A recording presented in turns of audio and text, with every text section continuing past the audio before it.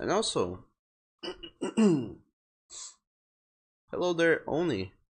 Oof, morning, and welcome to the stream. To this very early stream, and somehow, somewhere, you showed up. How's it going, Oni? Welcome to the stream. This time around, it's 9:20 in the morning, and you're here, so that's good. So, we just had a disconnection. Don't know why, but anyway, this is the game and how it's looking so far. It's a very short demo, 2 minutes long at most, but that is enough to show a little bit of something.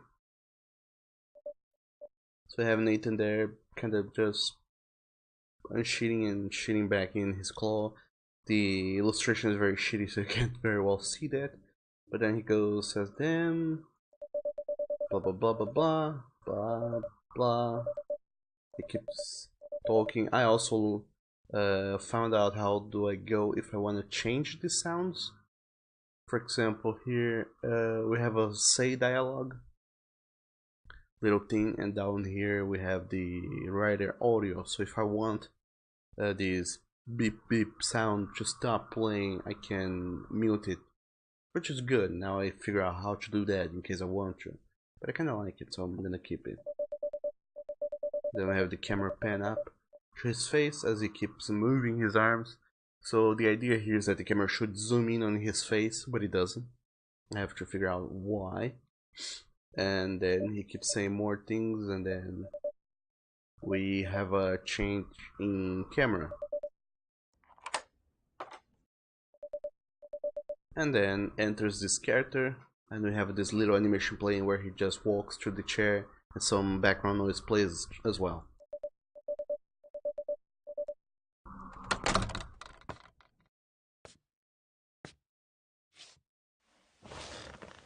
And then he shows up, it says his line, and as soon as his line completes, background music starts playing.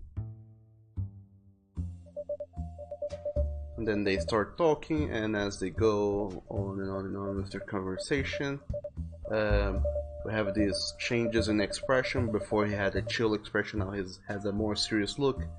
There's systems in place to make his eye blink at random intervals, and a kind of manual system we made to make his mouth move only when text is showing up the screen.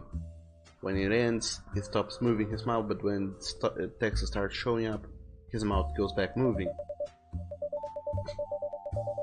So those two pieces of animation were the first parts I wanted to figure out, because they are going to be the basis of how I'm going to do artwork for these characters in the future. And then he goes back to his previous expression, which also has the same two animations, the blinking of the eyes and the moving of the mouth.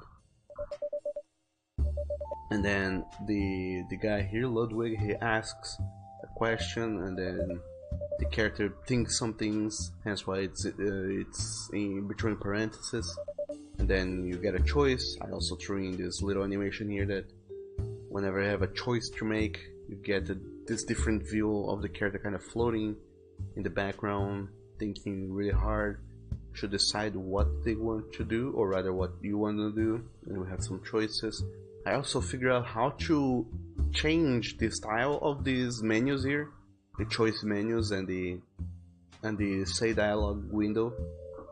So if I want, I could, you know, visually change this entire thing and make something much more unique, instead of making just a little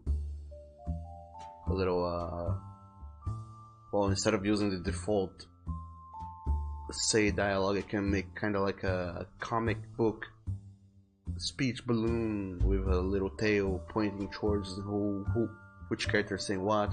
Same thing with these menus. I could have a little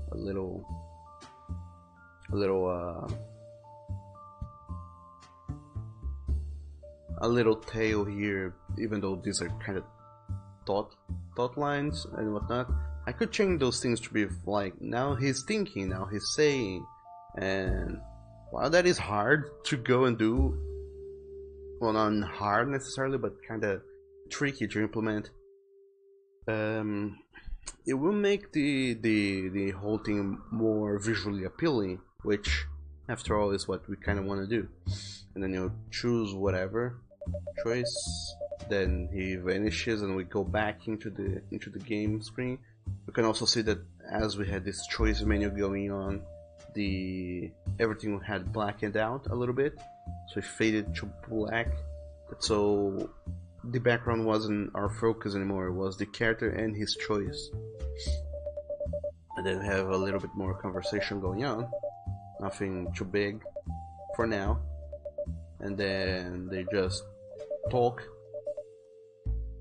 and then he reverts back to asking his other question, like, have you been doing anything else aside from that? Then they start talking about this new possibility, and the screen fades to black again, and we get a message that it's the end of the demo. For this fade to black, what I found out how to do is by using a curtain. So it's pretty much a black image covering the entire screen, and when the game begins it just goes transparent, and when the game ends it goes back to black, so it becomes opaque again. And that's how we get the game going, and that's how far what I have made thus far. So currently my plans is to finish this entire first big scene, because I have like little fractions of a scene, but I have a big scene that I want to complete, and I think I'm gonna separate them here like by line. So this line is a scene, and when it changes to another scene, instead of moving, like, I can move these blocks around wherever I want. So whenever it changes to another scene, instead of going forward, I think it will go downwards. That's so I can tell when a scene starts and when a scene ends.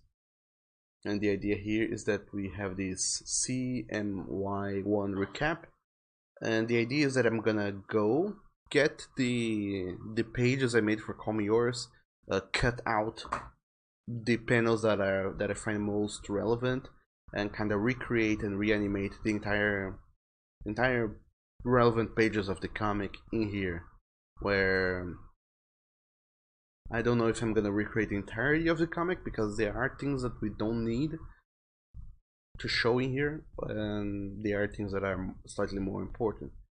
The things we don't need is the whole like first 5 or 7 pages of Nathan, Bradley, and Gavin talking, because if you didn't read the previous comics, that will not make a whole lot of sense.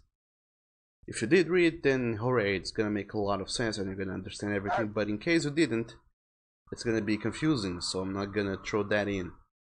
What is going to happen is I'm gonna just find the most relevant parts, throw them in there, and put back the images, go image by image, so you can pretty much rewatch the comic, and then we go back to the psychologist's office. They have a little bit more talk, and then we change to the new scene, which picks up exactly from where Call Me Yours left off, which is Nathan and Wallace having a kiss. And then we're going to go from there. And that's gonna be a new story altogether. And also, hello there, Oni. Thanks for all those squeaks noises you have made thus far. How are you doing this lovely Monday morning?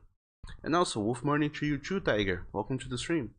How is it going with you? And Oni, you will remember that, but why? I mean, it's a good thing to remember, but why?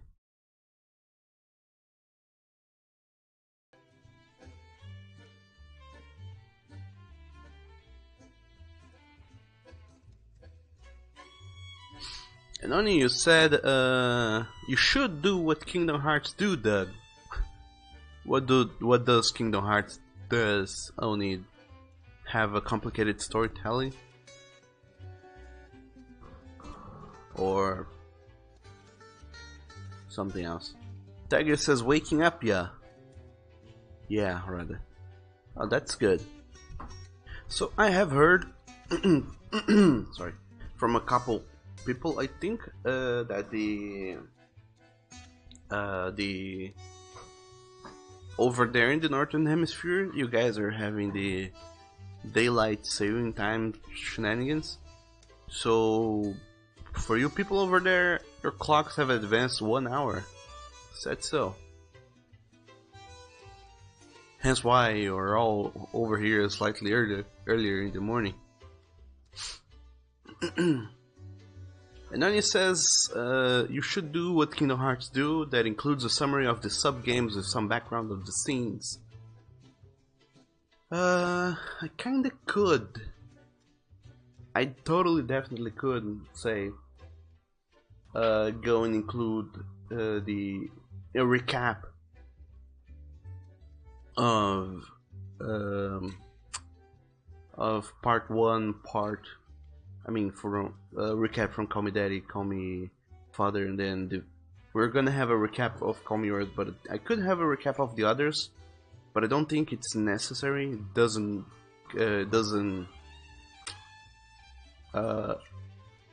help up with the story a whole lot, and the idea of the story is for it to be kind of self-contained, so it doesn't need the previous stories to function. So this entire beginning with Nathan in the psychologist's office is pretty much just a big recap / exposition told through a more organic conversation. So instead of having pretty much a narration that says, this is what happened in the previous games or previously in the story, I want to have the characters just kind of talk to one another, and through this talking explain what was going on. I kind of jumped over all the text, but as you could probably have seen in the text lines, the idea is that the psychologist shows up and says, it's been a while since we began these consultations. You're completely different from the person that's here now. And then he goes and says, we had a set number of sessions scheduled, but unfortunately there were problems and we couldn't meet on the days we planned to meet. So it's been a bit more than a month between the last session and this one.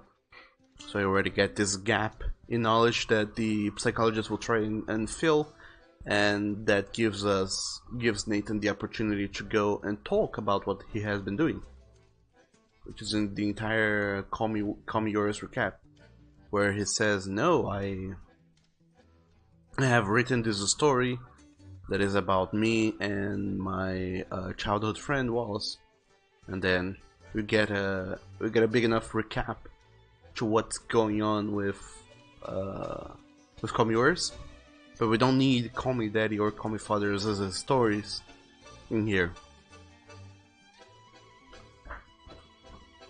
I could, but I don't think it'll really benefit a lot. It won't add anything potential to the story, because in both past stories, in those True First stories, Nathan is a very background-ish character. He barely has any say in the stories or any effect over there. He has a big overall plot that goes on, but it only comes into play here now in the third part. But before that, it was just kind of there. And Oni says, yes, we are in the future, and we are here to warn you that you're still a good boy. That's nice. But Oni, you said that what Kingdom Hearts does, it's like, oh, here's a recap of what happened to this character from this chapter. Do you want to see or not?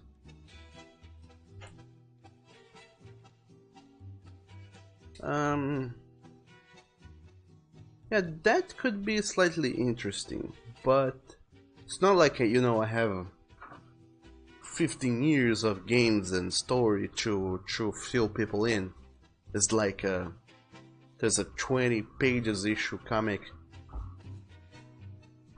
that anyone can find online and read at any given time. So if you want to go back and reread those things, you're better off reading those things than having me redo an entire section here in the game, dedicating that just to this recap. So while it's a good idea, I don't think I'll do it, because that idea would be better for something bigger, which this thing here certainly isn't. So for today, there are a few things I wanted to do. Let me go through them. So one thing I wasn't very happy with was the background here in this first scene, which is where the psychologist shows up, enters, and goes in and around. It isn't anything radical, really. I just thought of changing some things, but those things are gonna be incredibly harder to do because of their nature. And also because this whole thing happens in 2D, so to get a 3D-ish effect going on, it would be incredibly hard. But let me try and explain as soon as I find the layers that I need to hide.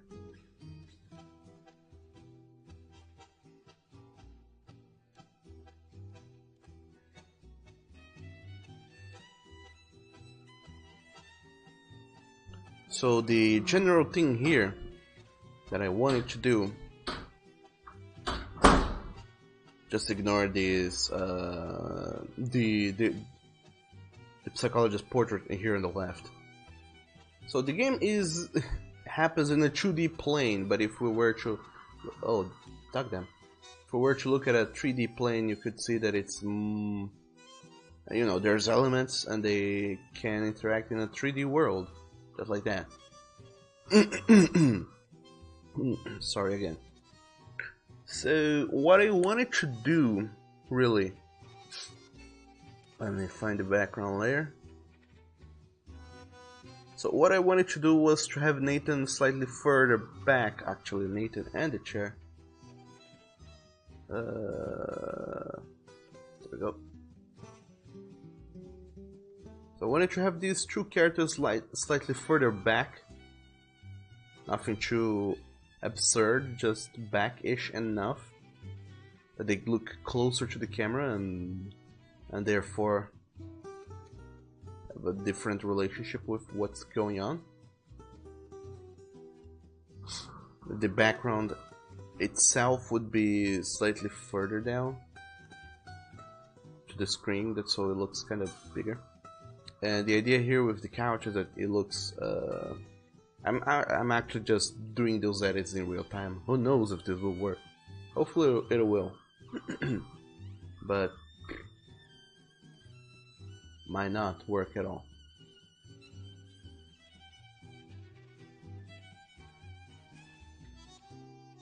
So what I can do here is try and scale those things up to 1.5, I think. That isn't ridiculously big enough.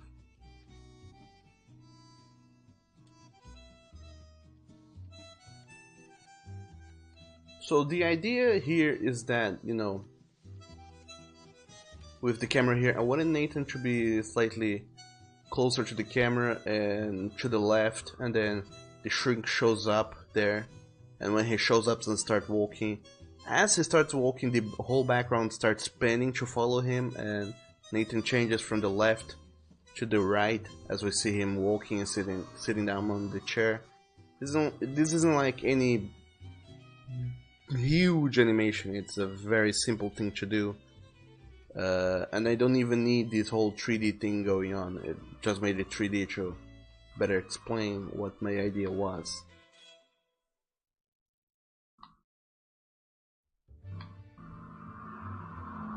But that is what I wanted to do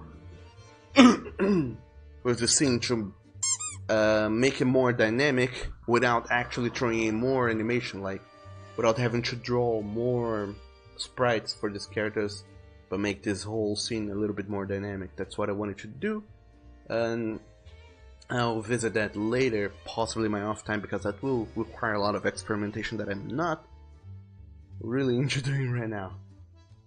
It would be fun to go and explore those ideas, but I don't think it'll be that much fun for you guys to watch, because those things, they take a while to actually realize. And then it says, so Doug, what do you think of our icon? You mean emoji? I liked it. It was a very fun little remote. I actually liked it. Kind of small though, but then again, that's the idea, I think, for it to be very small. But I like them. You could totally use them anywhere. In fact, we might even add them to the Discord channel. I don't know if you have a Discord. If you have like the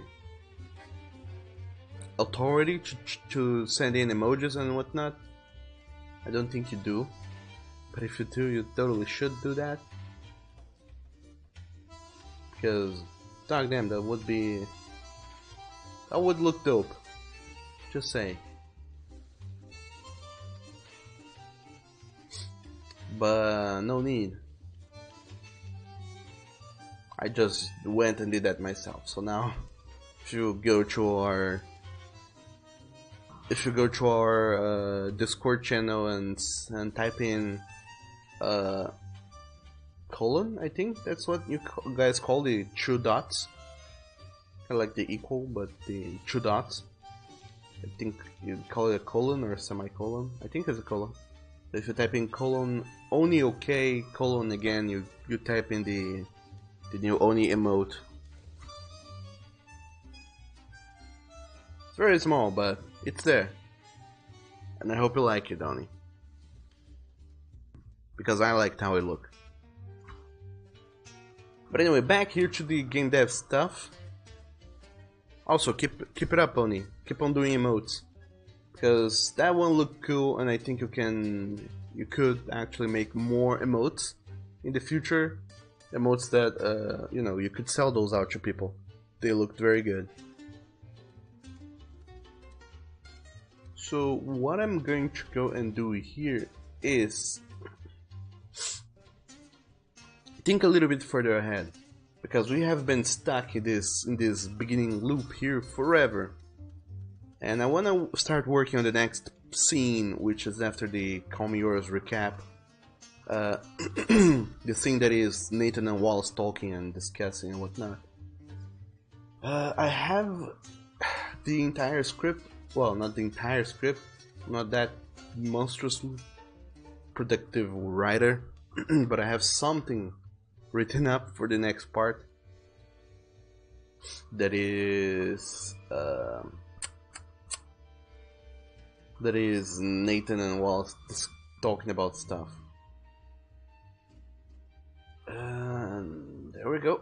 If I were to go back into Scrivener where I wrote it down and check it back, there's a lot going on, truth be told. There's a lot of conversation.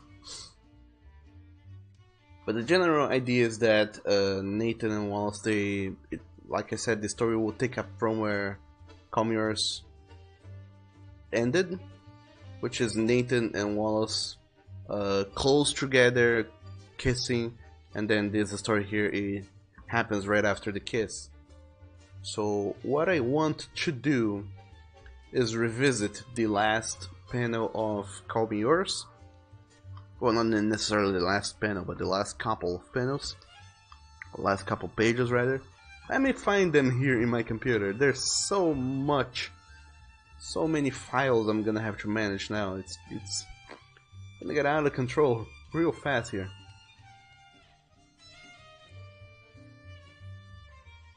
Which is, it's good as well for people to keep in mind that doing this stuff is also about organizing your files and your everything in the best way possible. Okay, so it's not even the last page, it's the fourth last page here, page 19 of Call Me Yours. I think you can see this on the stream. Yes, you can.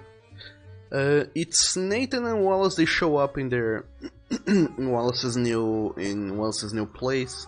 We can see that it's a bedroom. Also, there's a weird sun glare here on my screen, so it's kind of hard to see. So we can see that there is this very small living room sort of deal going on with doors through other rooms and whatnot. And I don't even want to explore those other rooms right now. I just want to call attention to how we have this little countertop here on the right side, and it's a very small squarish room, but it fits the both of them kind of well. And then on the last panel itself, well, last couple pages rather, let me load them up and show them to you.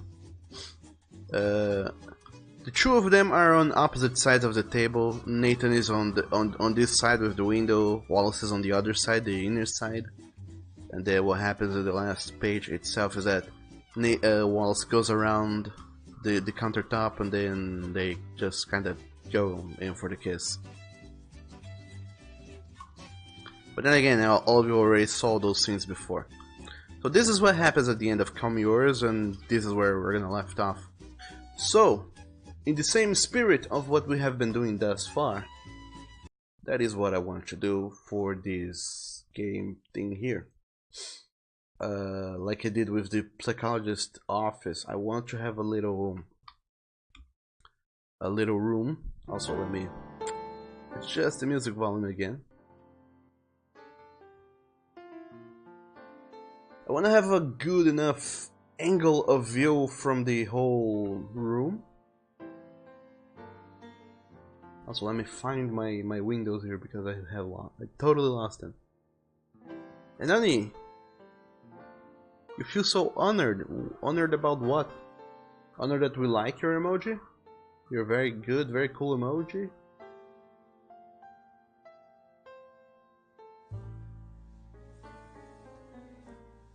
Because instead of feeling honored, you should be feeling proud, rather. But anyway, back to it. I wanted to do kind of like the last, the shrink's office, and have a good enough angle, kind of like an aerial view where we can see the entire room from. Say a view like this, for example. We can say that the countertop is here. And then we have the two characters here. We have Nathan and we have Wallace. And then the portrait of them will come in here. And Wallace's portrait will come right here in the left corner. Some dialogue screen will show up. Wallace will be saying Wallace things.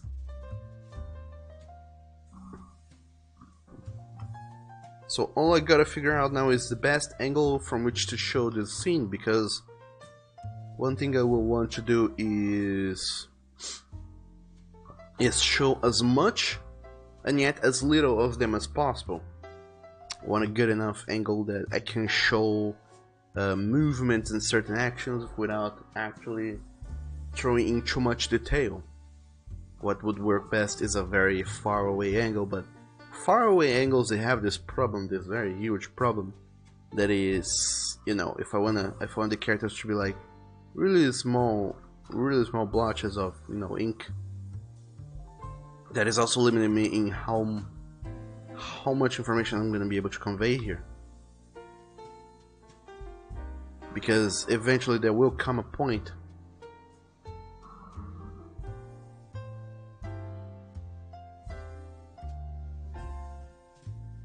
for example, this is off, very off, but pretend that this is the angle I could choose to do this whole thing with. Say, if I want to do this angle here, we already have this wall here that is a problem. Theoretically, it's kinda blocking the view. but let's actually change it and make it so that the wall is this. So this is our view. It's actually a good view now that I think about it.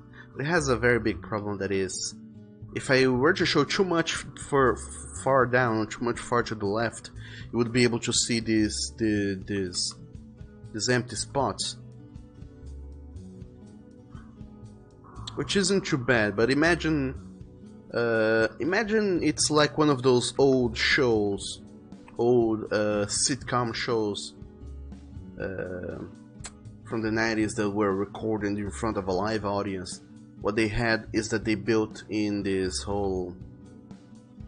They built this stage, the scenery where they go and record the scene and have the characters and whatnot. And as far as the stage goes, it works. You get the feeling that the characters are in there, but there's this kind of odd knowledge that everyone is always facing the camera. No, you barely ever see people facing away from the camera, for obvious reasons. But after you see that for, you know, too long, you starts to kind of beat you off in the wrong way. I don't know if you guys understand what I'm talking about. But then there's always this weird transaction as well when the camera pans around to the side and you're able to see parts of the set, like cables about, or you can see that the ceiling is actually, you know, there's a plethora of spotlights up there, and that this wall is actually a fake wall made of paper or whatever. And you get the feeling that this thing is not true, and it kind of breaks the immersion. Although there's a lot of shows that did that, they broke the quote-unquote fourth wall for comedic effect or for narration effects or whatever, or just because they felt like it and they said, that's gonna be cool, that's gonna be dope, let's do that. There's a lot of shows that did that, but I feel like but whenever they do that, you kind of it breaks a little bit of the magic, and that's something I don't want to happen here. I don't want for it to happen here. That is, you being able to see outside of the stage, quote unquote. Because if you do see outside of the stage, it's gonna break that immersion that we worked so hard to build. So I have also to find an angle that isn't like with true acute angles on the walls. So this angle here is actually good, because what we are able to see is the window down there. If we zoom in enough, you can see the characters. If they end up walking here, we can follow them a bit with the camera, and it doesn't have to be that zoomed in. We can follow them downwards, we can follow them upwards a little bit. If they decide to jump, we can move them around. And all we need is here. All we can't do is just zoom out too far. If we zoom out too far, it's gonna break the immersion, but it will zoom. But so long as we zoom in quite a lot, it's okay.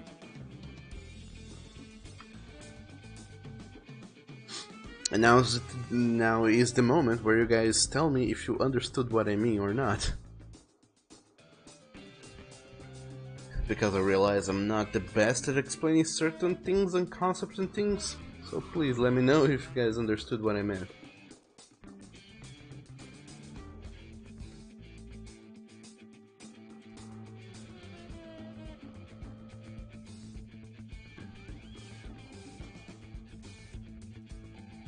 And Oni, you so eloquently said that all we need here is a neck, you see. Do we now?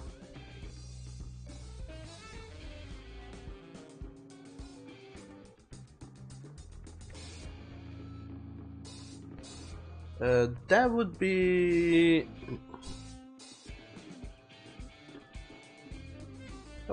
good, but you know that goddamn Nekio, he loves sleeping into the high hours of the day, so I don't think we'll be seeing him anytime soon.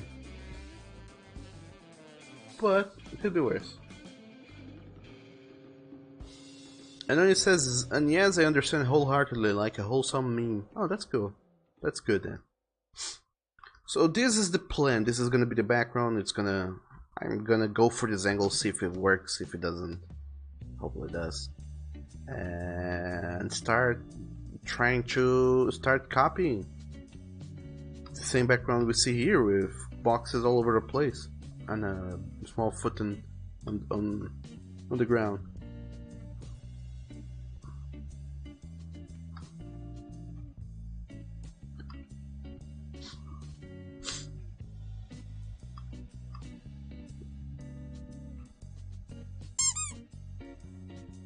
So that is gonna be our center of perspective.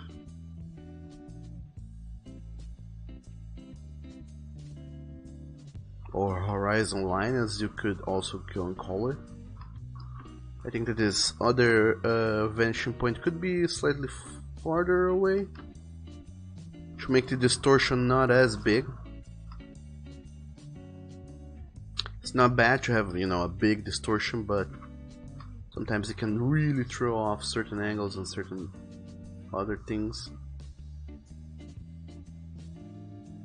Because, you know, if the vanishing points are too close to one another, you're gonna get some crazy angles going on in there, and that will throw off everything and everyone, no matter how careful you are with those, with not showing areas outside of the background like I just said.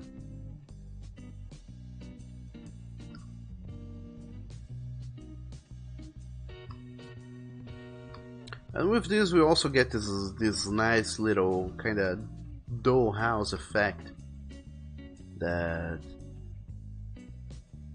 everything's kind of contained, everything's kind of, we have the best possible viewing angle for this whole situation here.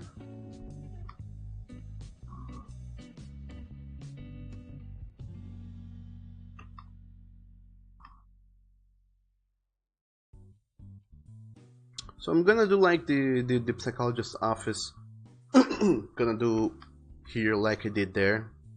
I'm not gonna finish the whole thing. I'm just gonna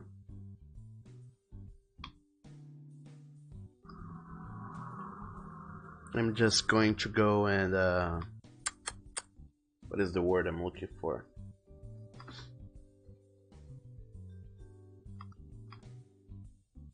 We're just gonna go and leave it as a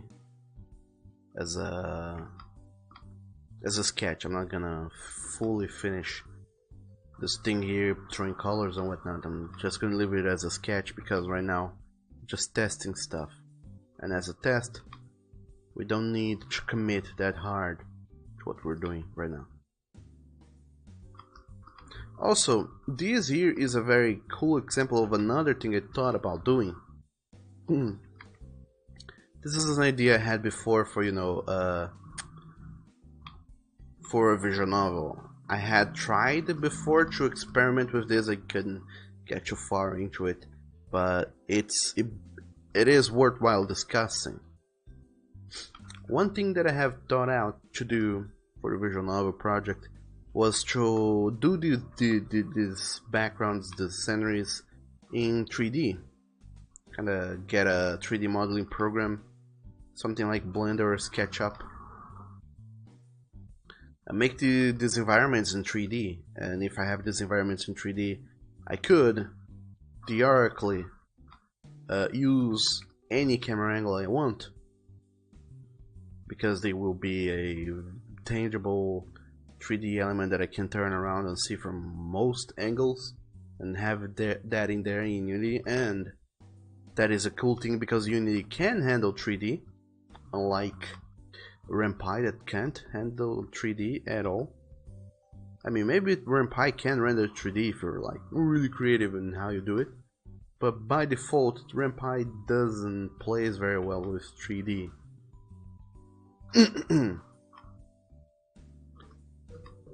So one thing I could theoretically do is make these environments in 3D on Blender, for example, and then import it to Unity. And if I needed to show a different angle or anything else, I could just go and use that. And that would be incredibly cool, I might say. Because here, right here, right now, I'm having to spend some time drawing, manually drawing this environment, which isn't too bad. But now, if I want to do another angle of the same environment, I'm gonna have to go and draw all that again, and do a whole lot of calculations to make sure that everything stays in the same place and whatnot. Whereas if I did this whole thing in 3D, if I did the environments in 3D, I could just rotate the camera a bit. The only problem with doing that is the characters, because the characters wouldn't. I don't know how to 3D characters. I know slightly how to 3D square-ish things like rooms and boxes or whatnot, but things that aren't like square, like characters and faces and stuff, that would be harder to do, much harder. So the characters I would, and also I would lose so much of the personality of my style if I went to do the characters in 3D, especially because I don't know how to 3D. So the characters would be like 2D and the scenery would be in 3D. And the problem with the scenery being in 3D and the characters being 2D is that, say, if I rotate the camera, whatever angle I drew the characters at suddenly doesn't work anymore. Unless there's a big limitation on how much the camera turns, but if it's gonna be heavily limited, might as well not draw the characters in 3D at all. But that is something worthwhile considering, doing these environments in 3D or not.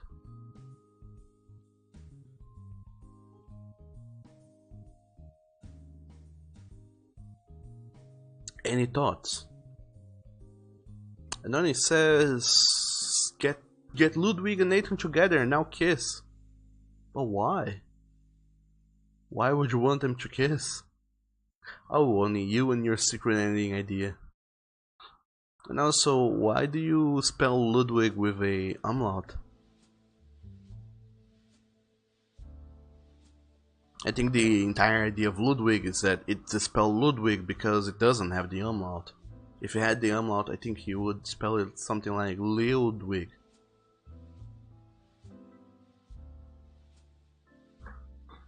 So pretty much Ludwig. But anyway, what the hell am I talking about? I don't know languages at all.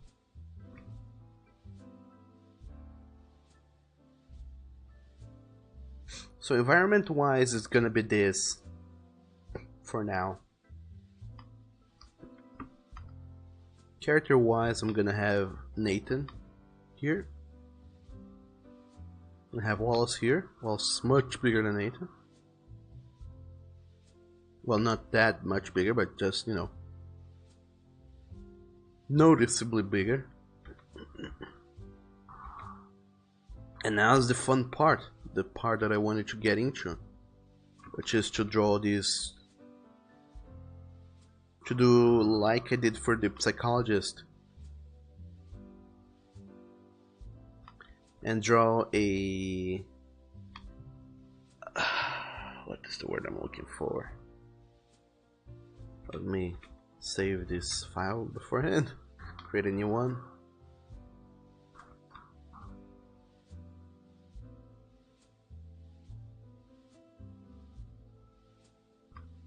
Which is to do Wallace's portrait. Just like with the psychologist, with Ludwig, Wallace needs a portrait if he's gonna be there in the corner.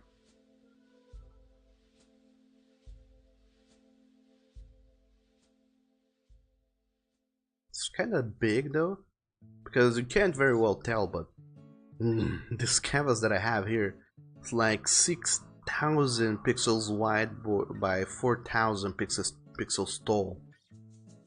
So Wallace in this size is pretty much 1,000, 1,800 wide by 300 something tall, 3,000 something. So it's a very big size, and I don't need it to be that big, but it's good to draw big, that then you can reduce without blame, without guilt rather.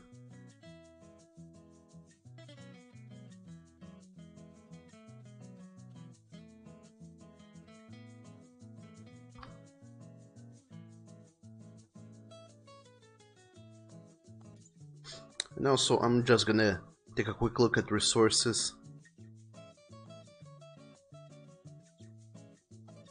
On Persona 5, because as you know, that's my biggest inspiration for doing this whole thing here is the entire Persona 5 art style.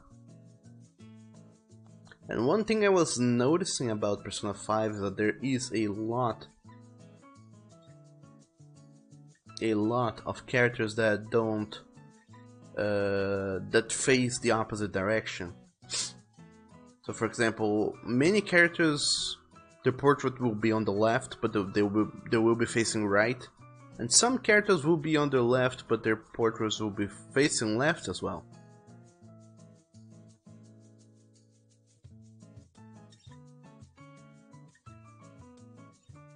And I don't very well know why. That just kinda happens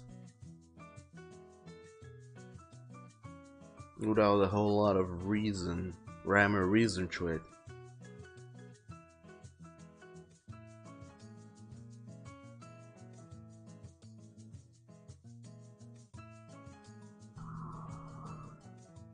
So I don't know why that happens, but that is something that happens, and I have been thinking about it. But let's try not to get too caught up in that and draw everyone facing right. Might as well.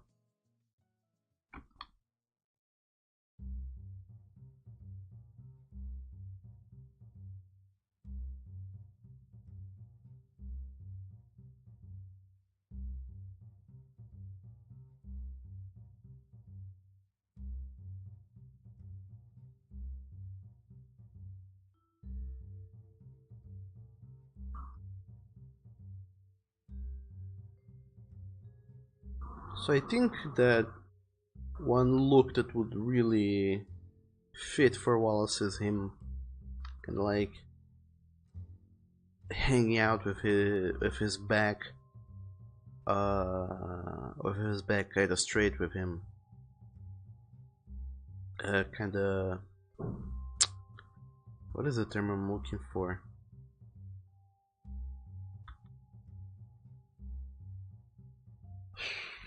I can't very well explain what I have in mind. It's just the character looking kind of arching backwards, but still keeping a very straight pose. If that makes any sense.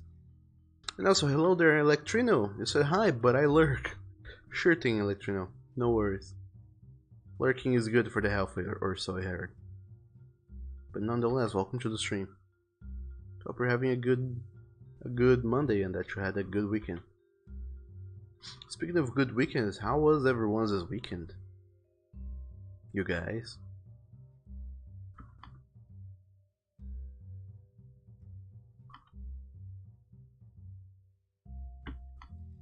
I think that my weekend barely deserves any mention whatsoever.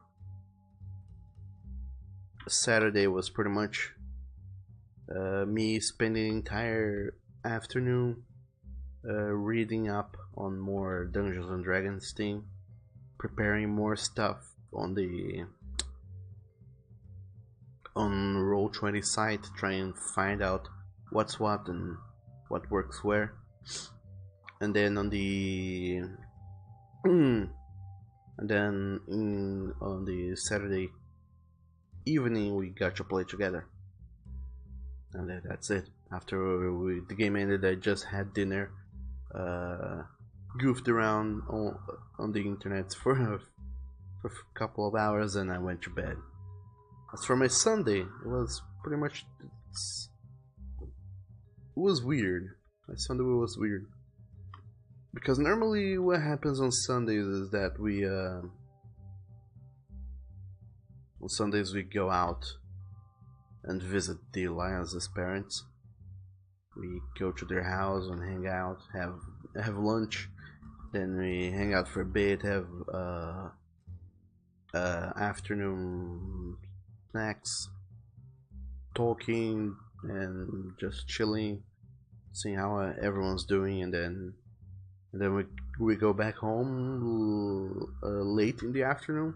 And when we get back home, it's already like four or five in the afternoon. It's almost nighttime, and then there's very little else we can do, and then we just decide to do whatever until it's time for us to go to bed. But yesterday we didn't do that. We spent the entire Sunday home, and for the entirety of the Sunday, I was like, sure, I guess I'll work. Then I did some commissions. I finished a commission for Wolf, which looked pretty cool. A new illustration that he will probably be using on his streams, hopefully. But other than that, I also thought of other commissions I wanted to work in, and I didn't work on any other commissions. I decided instead to take a look at the things here for the game, and I ended up looking on this whole camera system. I also brushed up the rest of the evening watching some tutorial videos on how to handle fungus, the Unity plugin, and then I did learn a couple of things I did not know, such as how to change the appearance of the say dialogue and whatnot. So that's how my weekend was. Also, hello there, Ben. He says, "Sleepy morning, Doug," or rather, good sleepy morning. Oh, good sleepy morning to you too, Ben. How are you doing? How was your weekend? And also, welcome to the stream. Hopefully you had a good one.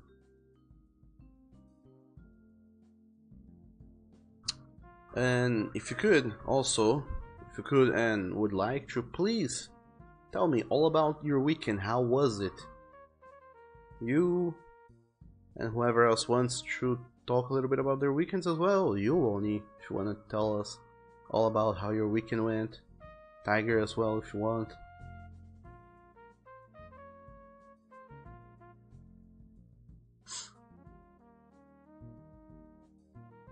And whoever else is in there. I don't know who else is in there. Electrino, you're lurking, but if you do come back and then decide to talk about how your weekend was, I'll totally hear it. Oh, wait, I scrolled too far. I'm looking for references.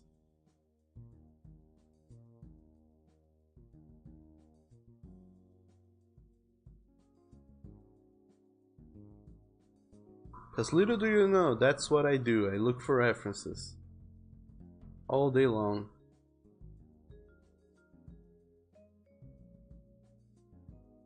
Well, not really, but you get what I mean.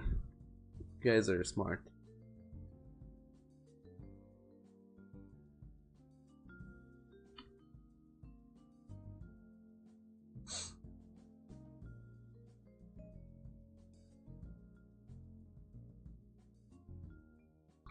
But Doug, what sort of references are you looking for? What are you looking for?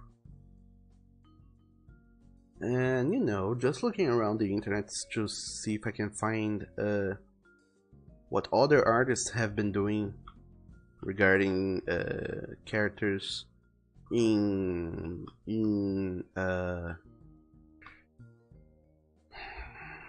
don't know what term to use. I'm just gonna say charismatic poses, by which I mean a single pose, because you know you're making a game and that game is not heavily animated, so you're just gonna have like 2-3 poses at maximum this character can do, and these poses they are gonna have to show off this character's personality. So I'm looking to see what poses and what expressions and body languages the characters the artists have used for the characters to show off their personalities. especially in those games that work heavily with portraits, such as Persona 5, Ace Attorney. I would say Danganronpa, but the art of Danganronpa is actually not that good.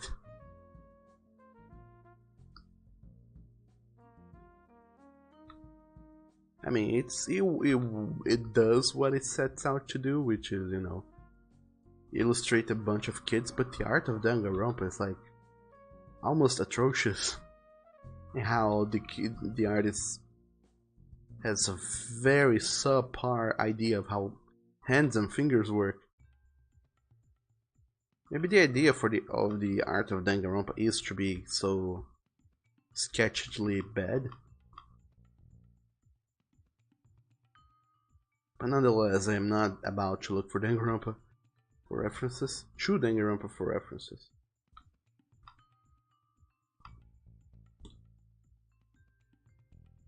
And also, hello there, Shadow. Shadow K221, our Derg friend. How's it going? How are you doing in this delicious Monday morning? And how was your weekend? And Ben, you said that your weekend was okay. You spent most of it studying and doing homework. You also went to a friend's birthday party, which was fun. I'm glad you had fun at your friend's birthday party. Last time I went to a birthday party, I didn't have that much of kind of fun. I did had a different kind of fun, which was, you know, old people fun. More of that later. Oni, you said, "Ooh, that's good. Hope you had real fun at the party." And Oni says, "Stu, Tiger, Kun, Stu and Kun suggested a Choke Me Daddy emote, Simbean, and Squeaky Toy." I think you can do a Simbean and a Squeaky Toy emote, Oni. The Choke Me Daddy is too lewd, depending on where you wanna use it. But I like the idea of the Simbin emote and the Squeaky Toy.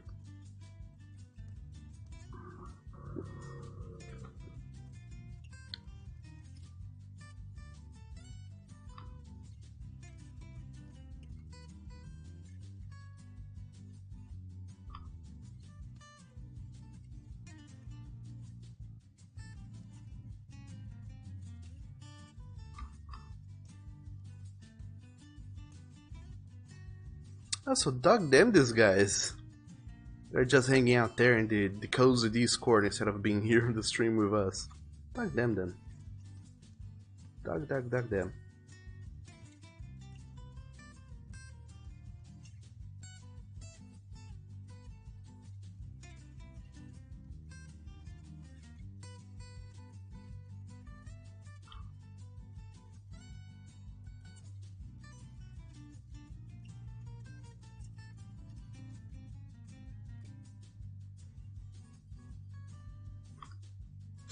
So this is a wild pose of him kind of laughing. You know, I think I learned throughout the times is that having characters change poses is tricky because you have to really nail down the proportions. Otherwise, the poses are not always gonna look like they match. When the character is one pose, then they change to another pose, and all the sizes change. It does looks weird, and you probably don't want that to happen. But sure, go for broke if that's your deal.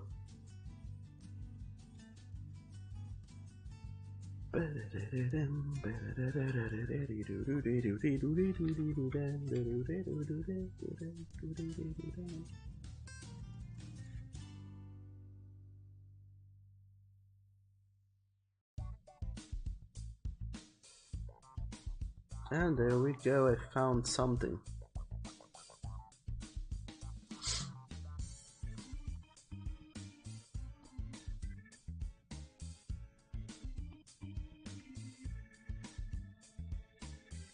Most precisely, I found something on Persona 3.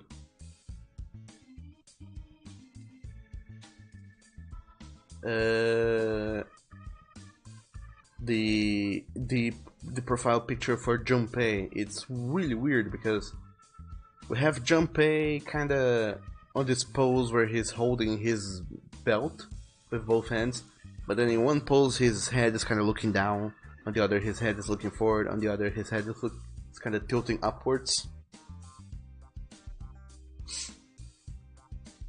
And then he has three expressions while doing that. And then he has this kind of defeated pose where his arms are just slumped down. And then he has this kind of forlorn forlorn expression, and then has this other surprised expression.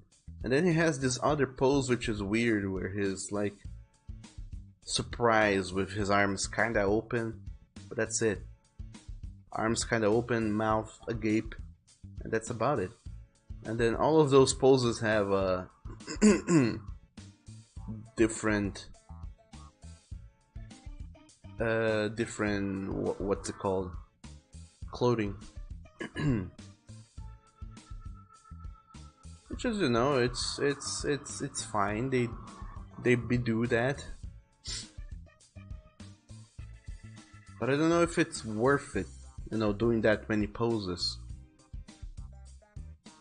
I mean, it actually is worth doing that many poses because it brings a lot of variety to the game. Or rather, visually it brings a lot of variety. But dark damn, will it be hard to do all that many poses? And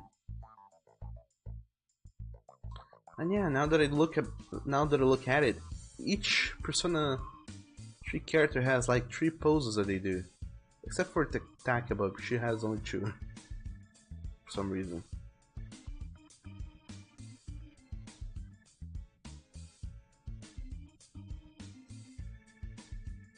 But that's what's the term I'm looking for? That's interesting to learn.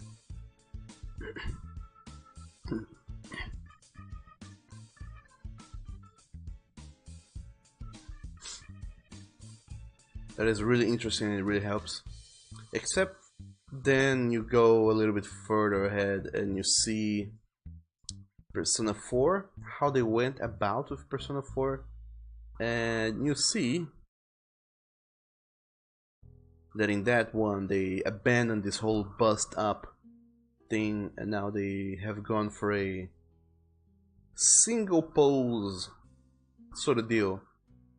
Every character's body and face is looking the same direction in the same pose, and the only thing that changes is the expressions and the clothes. So it's kind of a downgrade, I wanna say. Not really, but it is. But not that hard, but it is. And then same thing ish with Persona 5.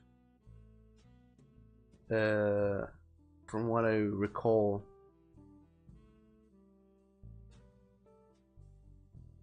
all characters they have just this same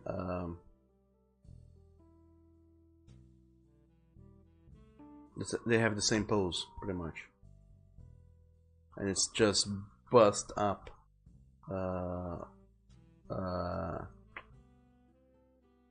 mean, yeah, they don't even show the rest of their bodies. They just show from the kind of shoulders up. They don't look. They don't show the anything below the shoulders, which is, you know, it isn't too bad, but it's kind of a little bit disappointing when you look at how much effort they put into Persona 3's portraits, and then you go into the other ones. Anywho, Oni says it's what they suggested. So heartless. And Ben says, Doug, have you played Kingdom Hearts 3? I have not played Kingdom Hearts 3. I have watched my boyfriend playing parts of it. namely the Disney World when I watched him play some of those during our beach vacation, which was kind of odd. I never told you guys about that. It's a story. For sure, that's a story. But yeah, I saw him play some of the Disney worlds, and then he stopped on the Big Hero 6 world. He didn't complete the game, by the way. But he was there, and then we learned, oh, that's the last Disney world. What a shame. I learned that. He didn't know that until very recently. And then he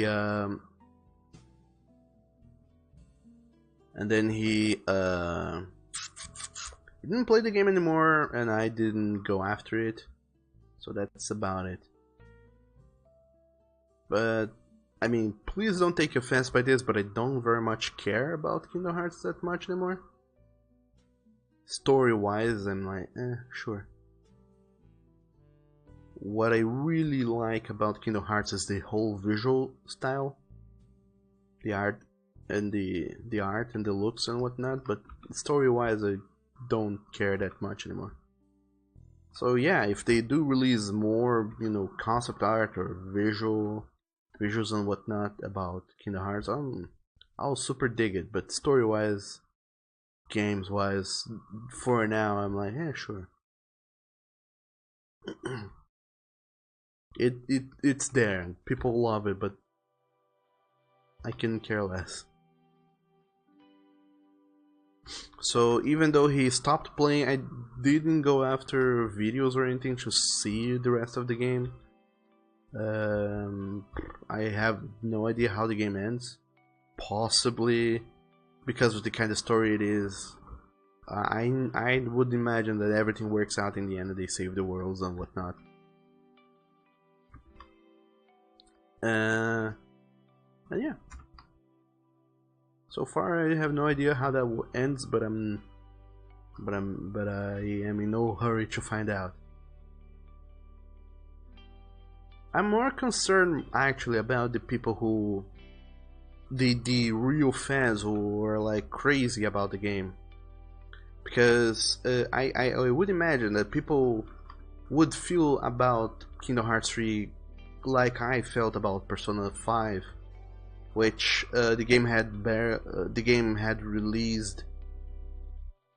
It was supposed to release on a date and then it got postponed here in America, in the Americas rather. They decided to release first in Japan and then release the English version later after they were able to revise some stuff of it. I think it was supposed to come on Valentine's Day, to kind of go in with the motif of Steal Your Heart, but eventually they delayed it a couple of months. And I was like, oh no, please just come out already. And I kept trying to see Japanese streams to see the game, and I was really excited about it. Until Atlus went around and started shutting down streams, and they said, no, we don't want anyone to see the game unless they are playing it themselves. Don't stream this, don't. We're gonna ban you if you stream this game. And then people stopped streaming, and I was kinda thankful that they did that, because otherwise I wouldn't have not done anything else. I would have just spent days at an end watching Persona 5 streams in Japanese, understanding nothing but being like amazed by the visuals nonetheless. The visuals and everything else. But yeah, I know what it is like to be excited about something.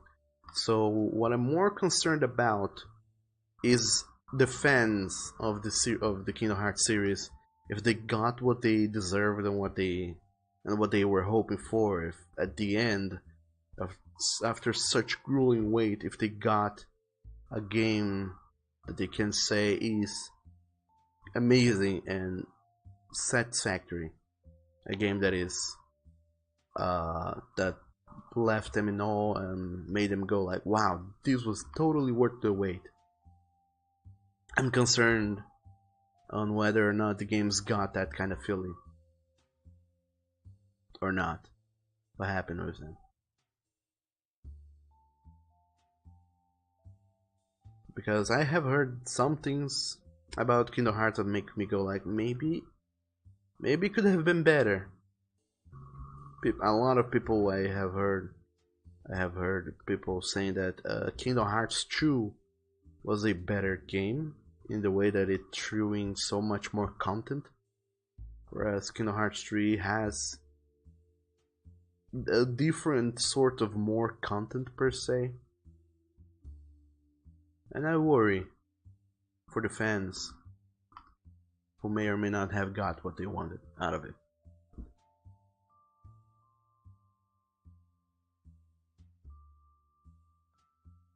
And Oni says he was with his lion, but both of them are keeping it spoiler free. Yeah, I haven't seen it. I don't know what happens, but I'm avoiding discussing story points of the game because there's a lot of people who have not yet played it, people who do want to play it, and I want to avoid spoilers of any kind. More so because if I know things, I might spoil it for people that don't know things but care much more than I do. And only you were shocked but joking, me too. I got sick and tired after Kingdom Hearts Union Cross was the first thing to happen in the story. Huh. And you wanna secretly ship with Wallace. But you're officially shipped with Theodore and stole him off the other furs who liked him. As far as I can remember, there's only one other guy that really liked Theodore. Because, window, no, stop whistling. It's too early for that. It's not even that windy. There's this guy who wanted to commission me to do a little comic strip.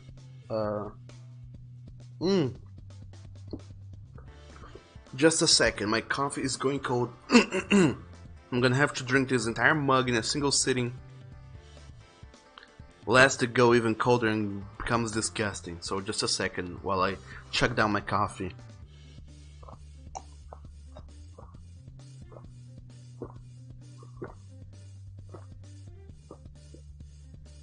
Yeah, there you go.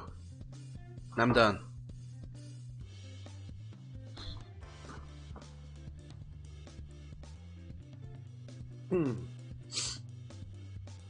And only know the window will not whistle for you.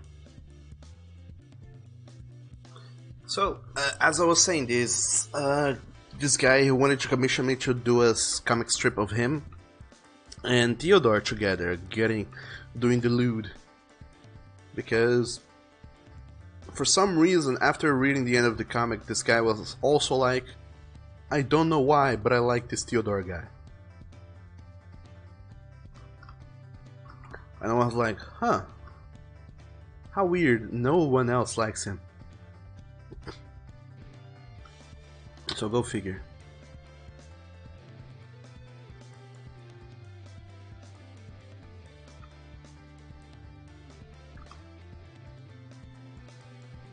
So this here is supposed to be a pose of Wallace kinda arcing backwards and letting out a big laugh.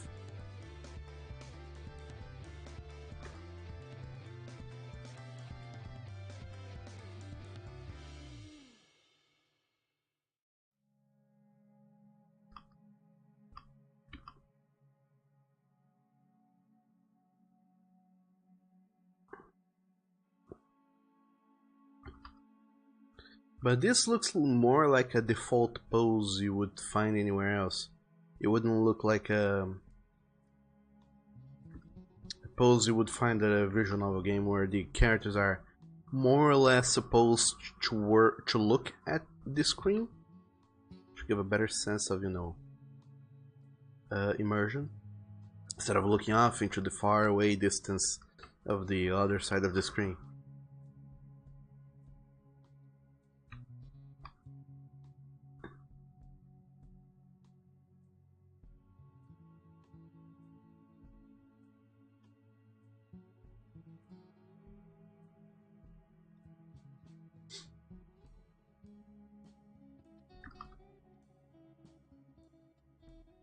So who knows, maybe I will need to adjust this pose or completely scratch it and do another one.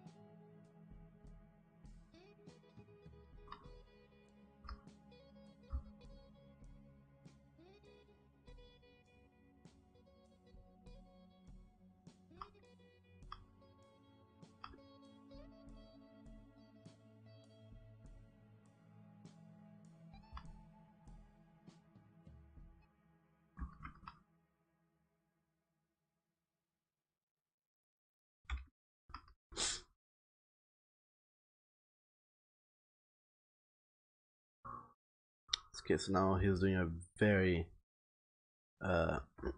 hearty laughter. He's really having fun in this pose here. Really enjoying himself.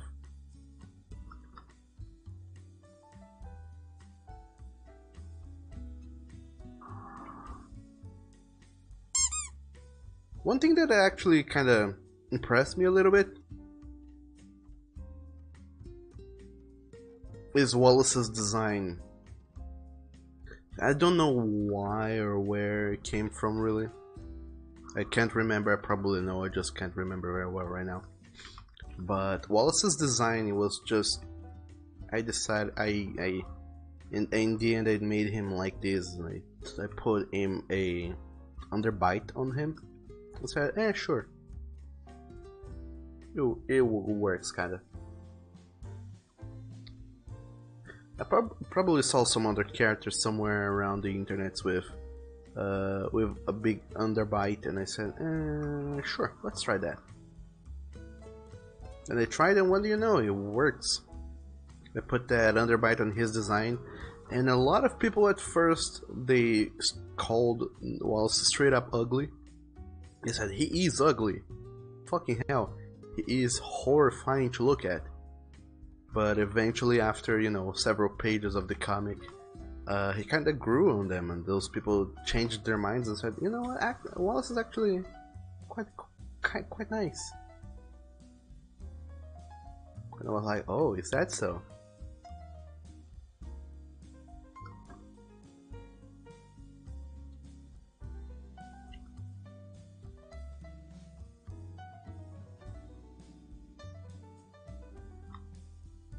And that was interesting. And then it says, oh, this guy wanted to sing your Staggy Daddy. Wouldn't blame him, but 10 out of 5 would bite. And instead of looking at the other side of the screen, he would be looking down at Nathan Boy, or a small precious Tiger Boy. And sometimes the beard and belly grows on Wallace. Come again? What do you mean, Oni?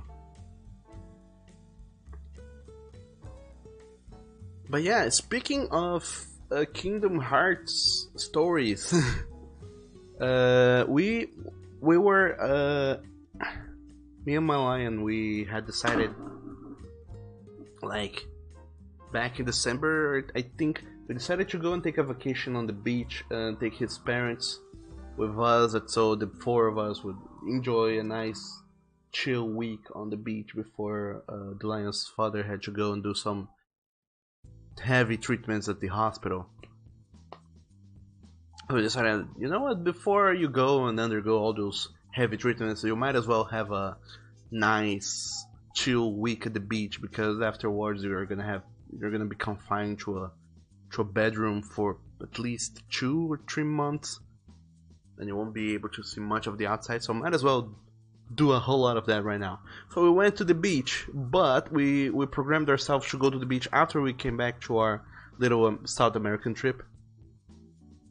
And as it happens, the week we were going to be away at the beach was precisely the same week at which Kingdom Hearts 3 would release. So Kingdom Hearts released, so we got there on the Monday, and the game released that Tuesday midnight-ish, if I remember correctly. So during the Wednesday, we were already bored out of our minds because the internet there was very shitty. And Malayan was like, you know what, I want to play Kingdom Hearts, but we don't have a way to do it. Then we went out like early in the morning. Also, we took the video game with us, but the PlayStation. But the television they had there, it was an old CRT television, so it didn't have an HDMI port. So we went out to the little shops out in the street. We found a guy that sold this kind of like HDMI to VGA adapter, or whatever you call that. It's not a VGA, it's an audio video adapter. So we bought the thing, we went back home, we tested it out, and it didn't work.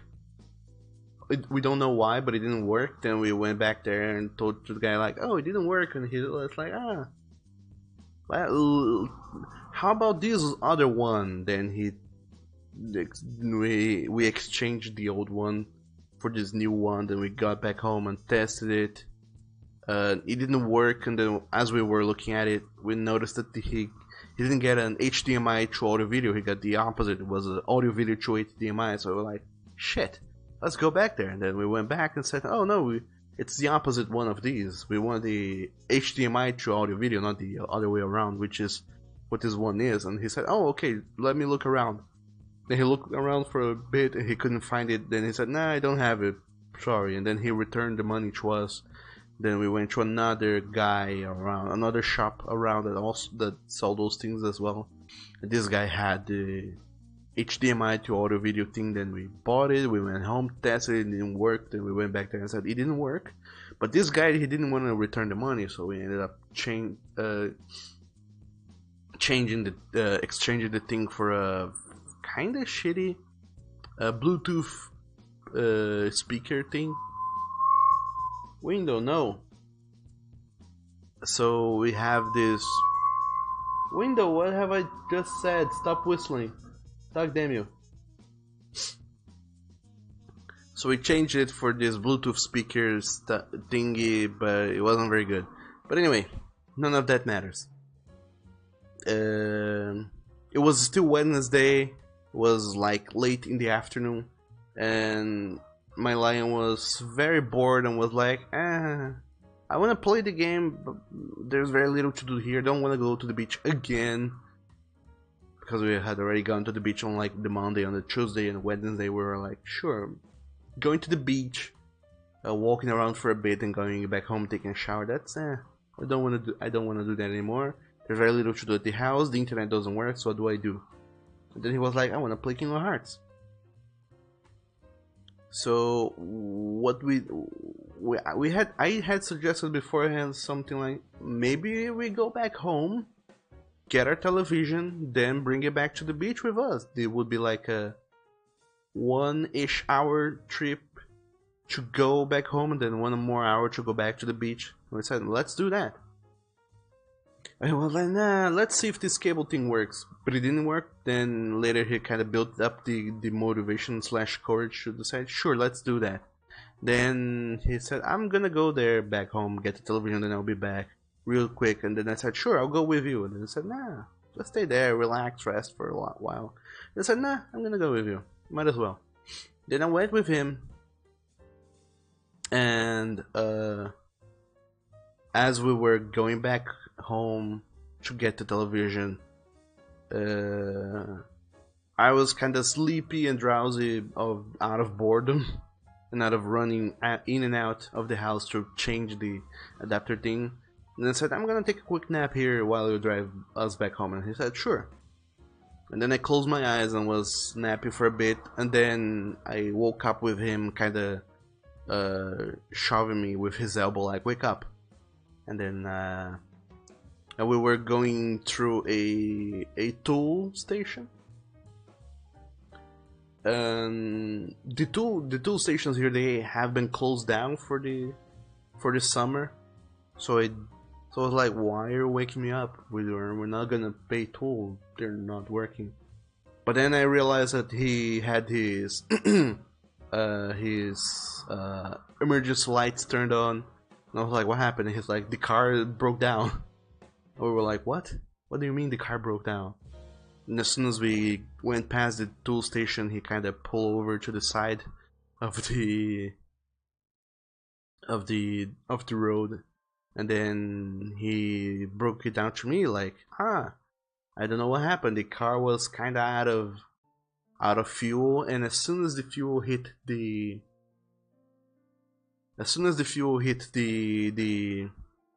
reserve tank, the car shut down and didn't wanna work anymore. So we stopped at the side of the road. He tried to kickstart the car to get it working, but it wouldn't. Window, stop it! God damn it! Just a second, let me deal with the window. It wants so hard to make some noise.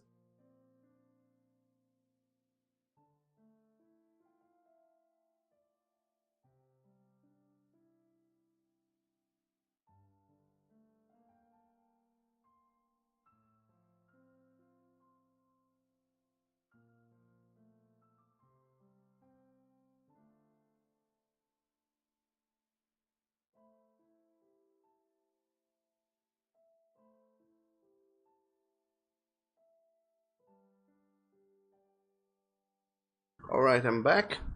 It's gonna be a little noisier than usual because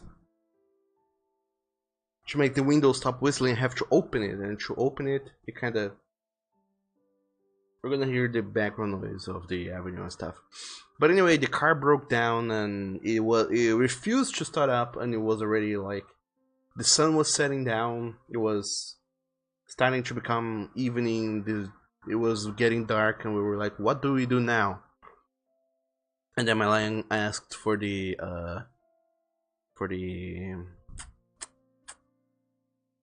oh, he asked he called the insurance people, and the insurance people were like, oh sure, we're gonna send a car to take back your car. What's it called when they have like this big truck that kind of pulls your car up with a winch? That has a name, but I forgot the name of that service. Is it toll as well? There's a lot of tolls going on. You got tooled at a toll station. And then this guy, we called him. It took like almost an hour to arrive. An hour we were waiting there in the street.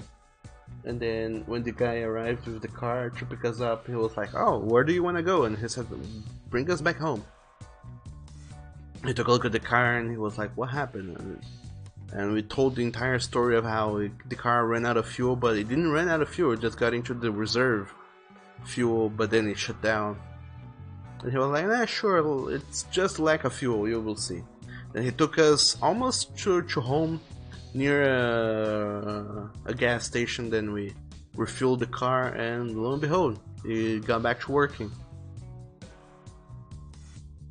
Then we went back home, got the television, drank a shitload of water because it was hot AF, and then we drove back into the beach. But the idea that the car stopped working randomly is that when we were coming back from our South American trip, the car was running out of fuel, so we decided to stop at a gas station to refuel.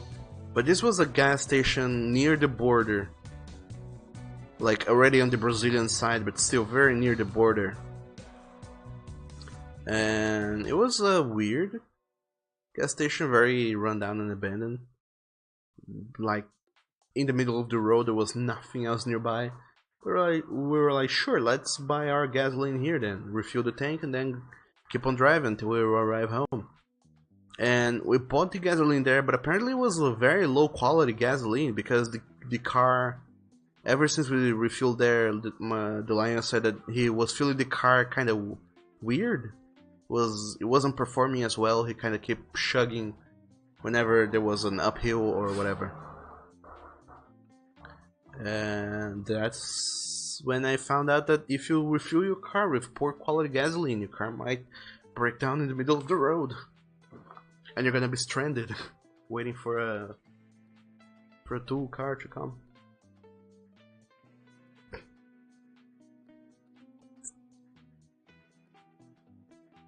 And then you said in some comics his stomach and beard grows a smidge, or it cuts back being normal. And yay, window again, you love the window. And Ben says, lol, that winged owl. Yeah, it is a very loud noise. And then you said, keep whistling for me, window, ignore Doggo Boy, just whistle. No, we can't. It's too loud a noise when we can't have that kind of loud noises going on in here. Oni, what the hell are you talking about? Also, sorry, I stopped drawing drastically just to tell that car story, which wasn't that interesting or endearing at all. It was just a random ass story. Anywho.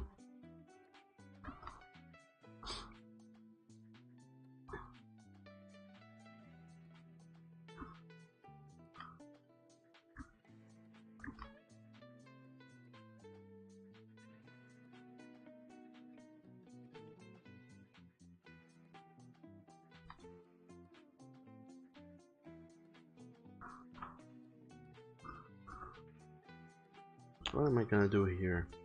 Again. Kinda forgot.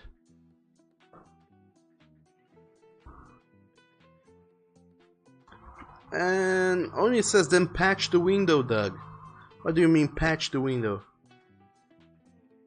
Oni. What do you mean by that nonsense you're talking?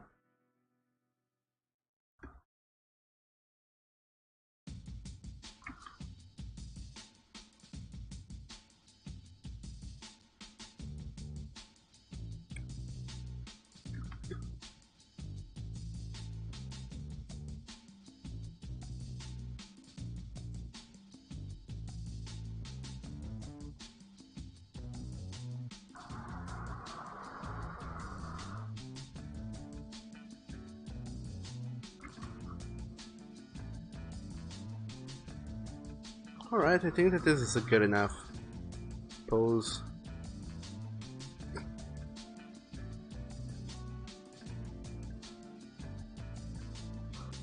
Then comes in Wallace with his big ass beard.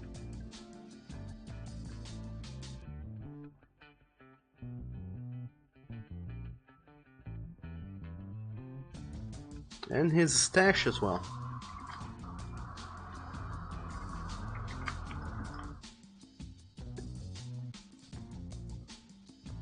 Because having just a big beard isn't enough, it has to have a big ass stash as well.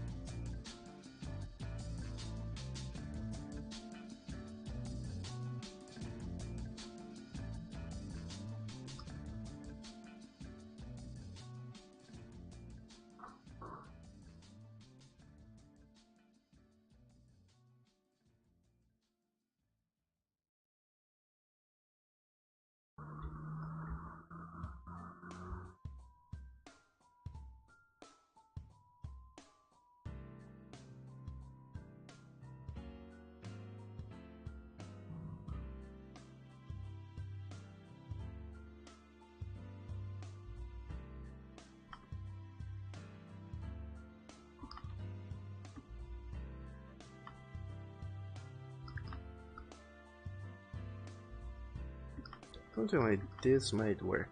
And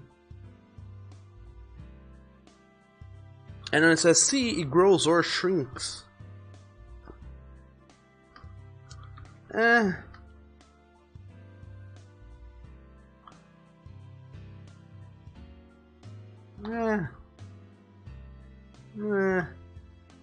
Sure, it does. Okay, Oni, you found me out. Oh, I don't keep track of exactly how long Wallace's beard should be, and I don't have precise measurements whenever I draw him, so his beard kinda grows or shrinks on the panel depending on which pose I draw him at, or what angle, or how I feel like drawing his beard on that day. There you go. Are you happy now, Oni? It's best you so blatantly found out my secret. Hope you're happy with yourself, Oni. Exposing me out like that. Shattering completely the confidence that everyone has in my art skills.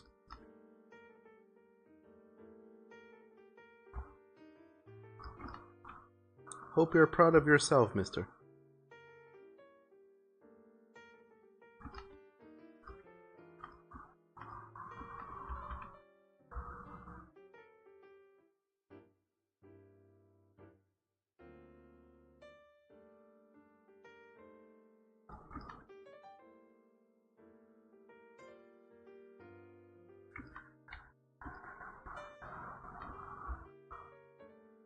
Yep. There you go.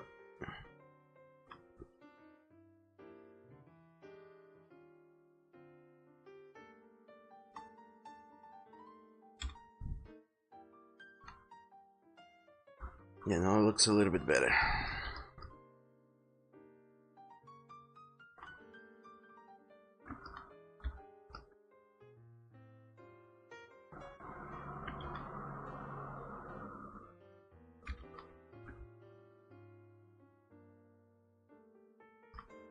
Okay, so this is the Wallace's laughing pose. Maybe his head is a little bit too big still.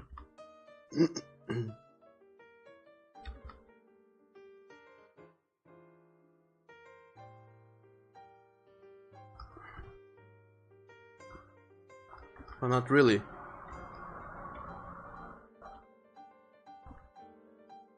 He's just a big boy all over.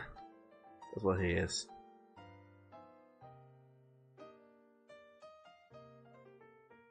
Hey ladies, you know what that means. Anywho, this is Wallace's laughing pose. Like I said before,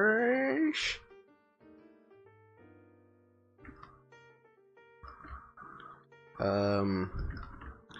thing that I noticed here, looking at some sprites that Persona does, the Persona games does, is Persona 3 it has like full body profile pictures of all the characters.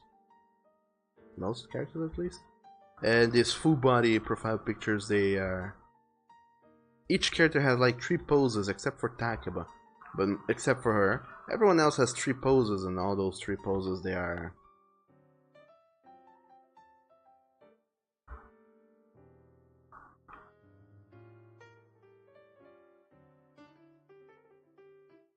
They are there. Those 3 poses, they are there. And then on top of those poses that they do with their bodies, they still have like facial expressions, but the facial expressions are some are unique to certain poses, and most expressions they kind of go with any pose. So it's a combination of body pose, facial expression, and whatnot. Another thing I have been seeing other visual novel creators doing is that they have this default pose going on, and then on top of that default pose they throw in clothes.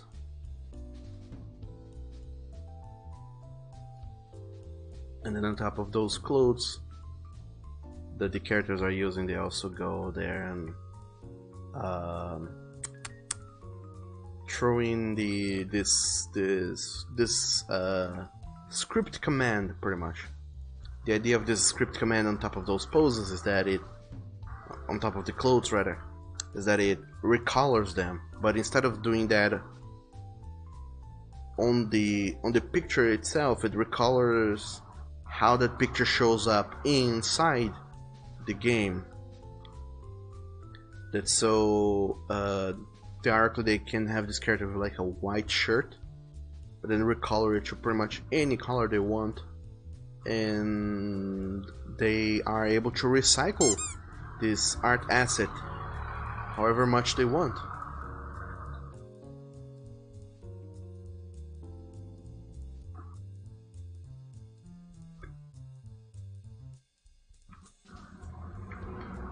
But the problem with doing that, as you could imagine, is that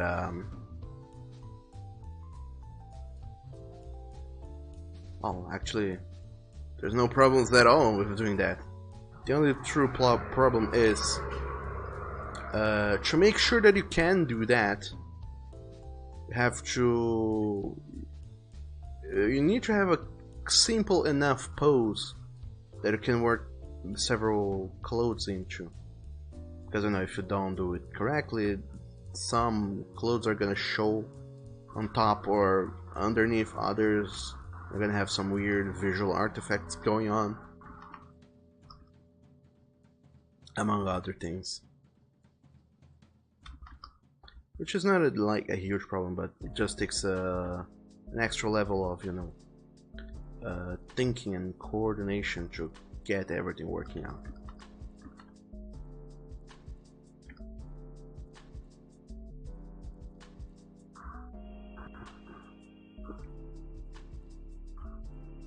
But this whole dynamic coloring that is done on the program and not on the art assets themselves is amazing, because By the way, I'm not talking about like a random visual novel that I have seen around. I'm talking about Dine Wolf's extracurricular activity. I think that's what it is called. One thing that it allows you to do, if you're creative enough and programming savvy enough, is that you can go and recolor several assets. And what I think he has been trying to implement, as far as I have been able to see, ever since he stopped working with Cursed Marked and started working with Captain Gearbear, is that he you now are able to you're able to create your own character at the beginning. It's still pretty default-ish, but you can change your name and the color of your skin and the color of your hair and eyes, I think. And that's it. Then you go in through the game with the character color that way. And it keeps that sort of it keeps that look. I have no earthly idea on how they're gonna redraw the end scenes where it's the characters having delude done to one another, because normally when it comes to that in visual novels, since most visual novels are all about hiding the main character's face, so you can insert yourself into the character, quote unquote.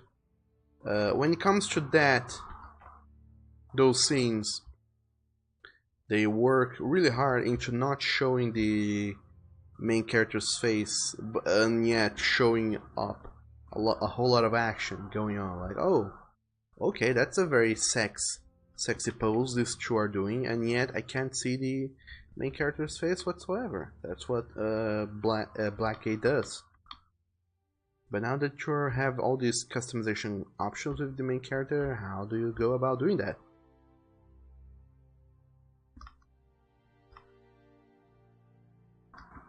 Can you just go about and do that? Do you have to change stuff, work in different ways? How even?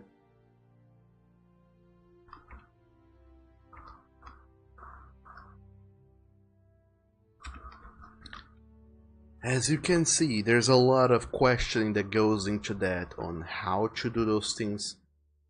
But it's the fun kind of questioning, which is once you ask yourself, how can I do this? How can I implement the system? Once you get an answer, you're one step closer to, figuring the system out and deciding whether or not you want to implement that on your project. And if you do implement that, you're gonna have to go do some reading on find resources and ways to make that work. But when you do, you also, in the end, you learn a new set of skills that will allow you to do other stuff as well. The problem with that is if you have the never-ending concept kind of deal, which is the never-ending concept fallacy, where every other month you decide, oh, I could add this nice little feature into the game, and you keep adding stuff, and then you end up with a game that never ends. Which, when you think about the Patreon approach to those sort of deals, is kinda good, because a never-ending project is exactly what you want if you're doing a Patreon. Speaking purely out of a capitalistic view of, I want to make money, and I don't ever want to stop making money, then sure, go for that. Also, Tuzoi Fireball 1 says, howdy there. Howdy to you too, friend. Welcome to the stream. How's it going? My name is Douglas, and I'm working here on some game assets. Doing art for this character here. How are you doing today? On this lovely Monday? And how was your weekend as well? I want to know how about everyone's this weekend was.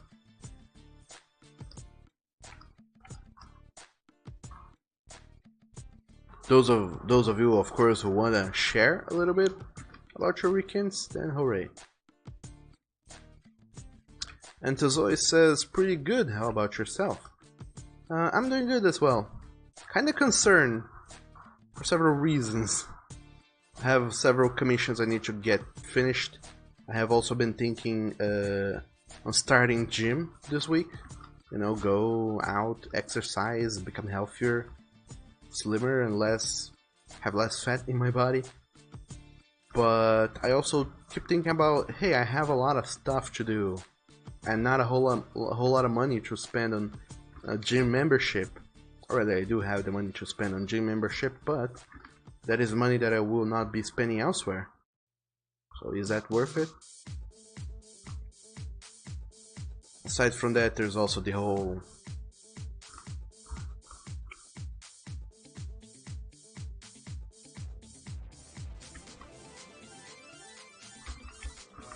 hey, I have to do commissions, I have to clean the house, there's so many stuff I gotta do, which then and to make matters worse-ish, last week I started with having these weird eye twitches. So throughout the entire weekend my eye has been twitching. Normally when that happens it's because I'm nervous or overstressed, and I have no idea what might be overstressing me. I mean, I might have some ideas, but I haven't had any stressful days as of late, so I wonder what the hell is going on with me. Am I having a stroke or something?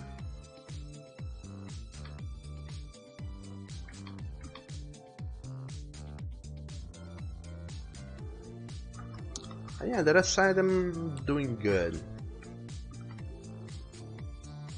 Kinda happy and excited. So many new projects I want to work on, with such as this visual novel I'm currently doing. There's also the whole deal of the Dungeons and Dragons campaign. Me and the guys over there at Discord, we started playing, and I've been DMing that campaign. That has been quite fun to do, quite a new experience of sorts. And yeah, there's a lot of stuff that has been going on, most of which are quite fun, quite entertaining, and quite uplifting. Yeah, those things have been going on, and I guess I have not been able to find time to kind of just sit down, close my eyes, relax, and think about whatever. Just you know, shut down for a little while. Maybe later today I'm gonna go out and bike for a little bit, pick up my bicycle and just walk around. Let's create a new folder here. Save this file as Wallace. This is gonna be his character portrait. See how this goes. And Tozoi says, well, the weekend was busy, but hey, I'm managing having 2 jobs and a hobby of making costumes. Oh boy. Oni, you're good, just watching over Doug's, keeping him awake while working as well. You're a multitask boy. That you are, Oni. You're a superhero is what you are. And Tozoi, you have been working on a commission for a costume, almost done. It's just you being a bit fuzzy and trying to get it exactly right. That is actually good, you know. When you have like a high standard and you wanna make sure that things look and work as best as possible. The problem is that sometimes you have to decide it's done. Can't fuss over something forever.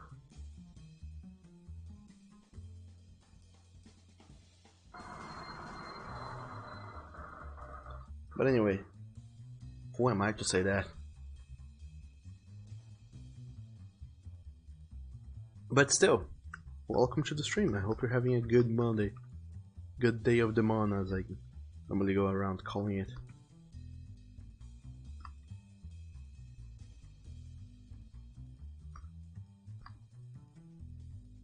So, I'm not even gonna bother putting on clothes on Wallace right now.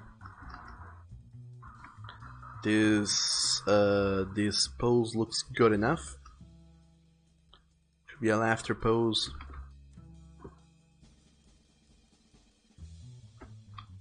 But he needs dialogue poses now.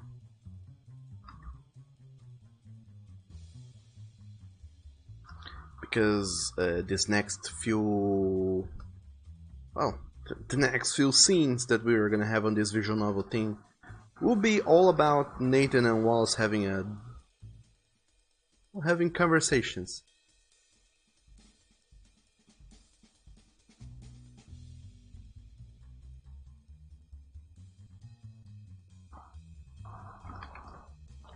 So one might assume they would need conversation poses. So let's get working on that. Gonna copy this layer, gonna pick the bottom layer, take down the opacity, and use this as a framework for this other pose, which is gonna be Wallace, but seen from the front. So let's kinda figure that out. And Tozoe says, like, very hard designs that most don't do, I do. Come again? Hard designs that most don't do, you do. Oh, I see. No, things other people don't do, you're the one who goes and does it. Oh, that's nice.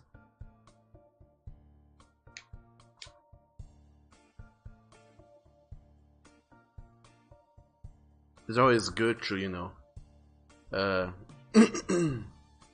cater to certain niches.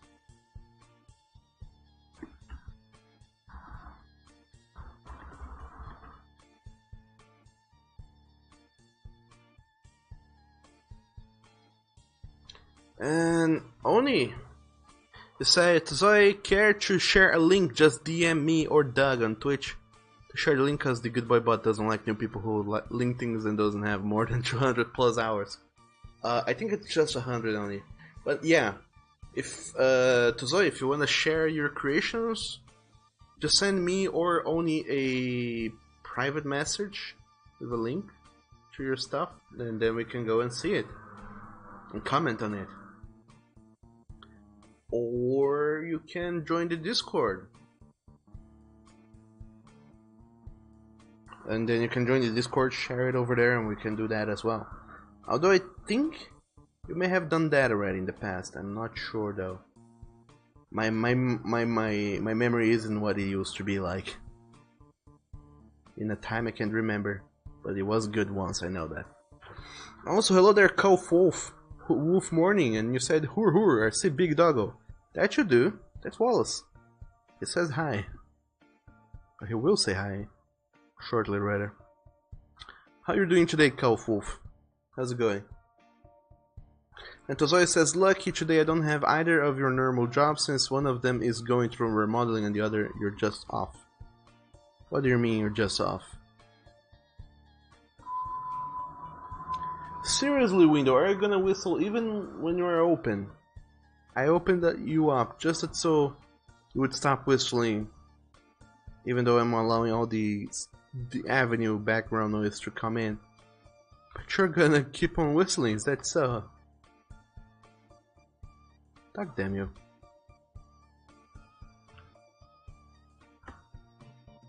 Let me look up references. Gotta have those references at the ready.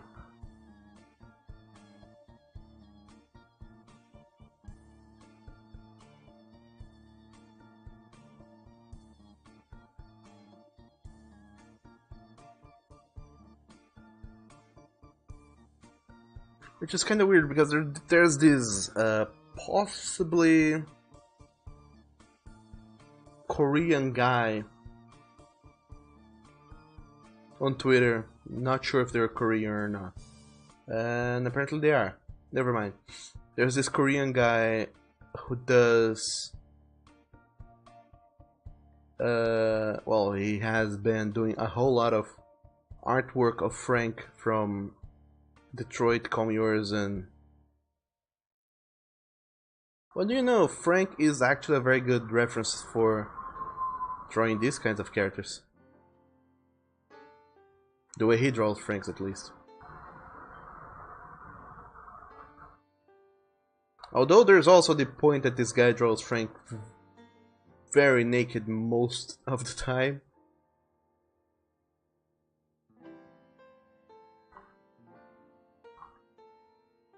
So I'm not 100% sure that that's something I can go on sharing here. That's a thing he does nonetheless. Or she, I don't know. Maybe a she.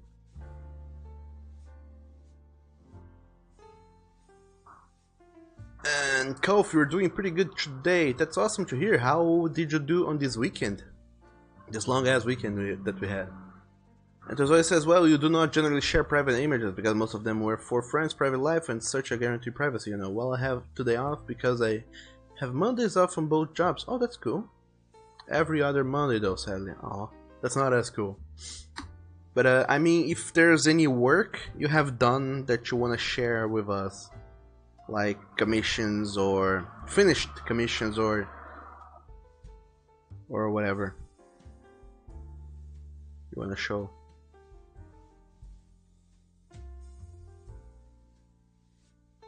And that's cool.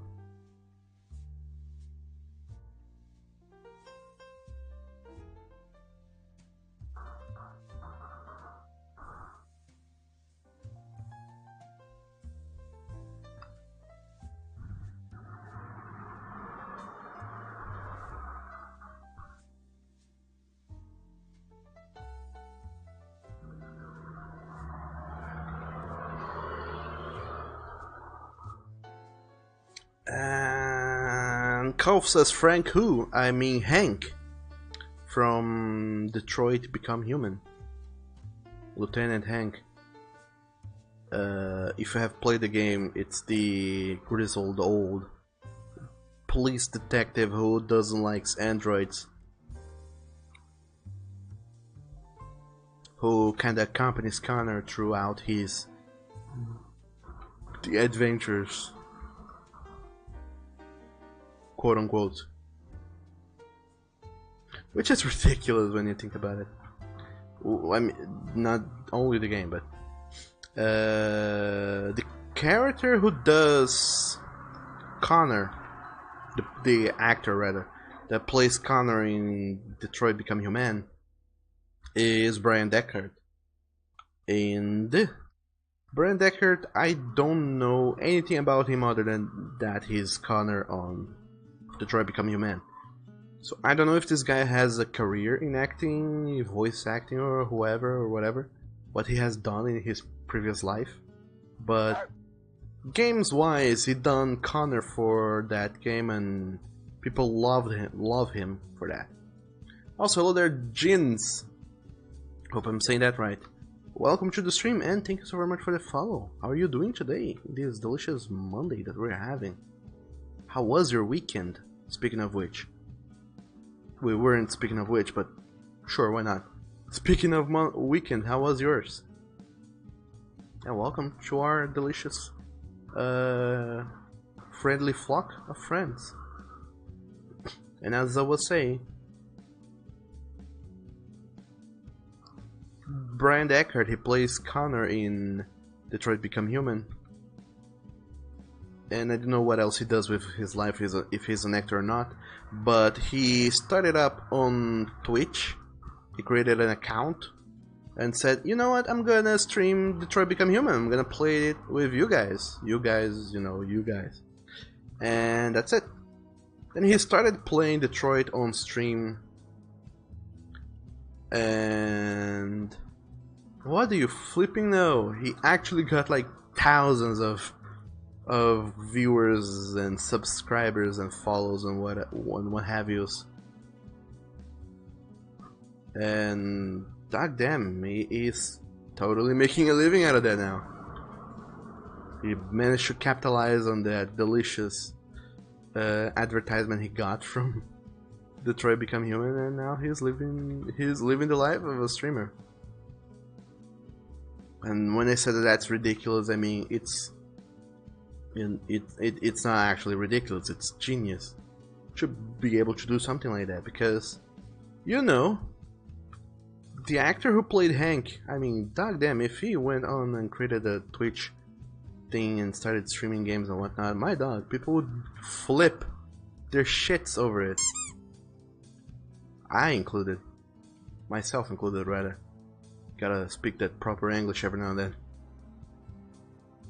And I mean, theoretically, almost everyone who worked on that game, that is, you know, an actor you see on the screen and interact and whatnot, all of them, boys and girls, could be doing that. They could be streaming, but there's just something so charismatic and sympathetic about Brian Deckard, the way he plays Connor and the way he interacts with people, and just his demeanor altogether is great, and people really like him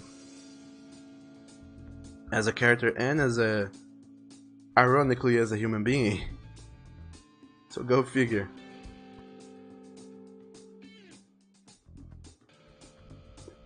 And Anya says, new follow, hello new person, and you squeak your squeaky toy. So I'm thinking of this pose here for Wallace is kinda like... Let me explain the pose, because I don't know if you guys can tell it or not. It's Wallace holding onto his... belt... things? I don't know what you call them. Because, you know, theoretically he would have suspenders here.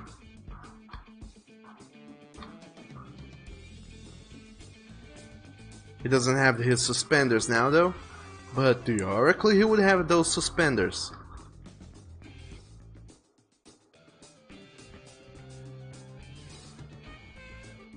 And the idea is that he's holding his his kind of hanging his hands on his pants on where his suspenders would be.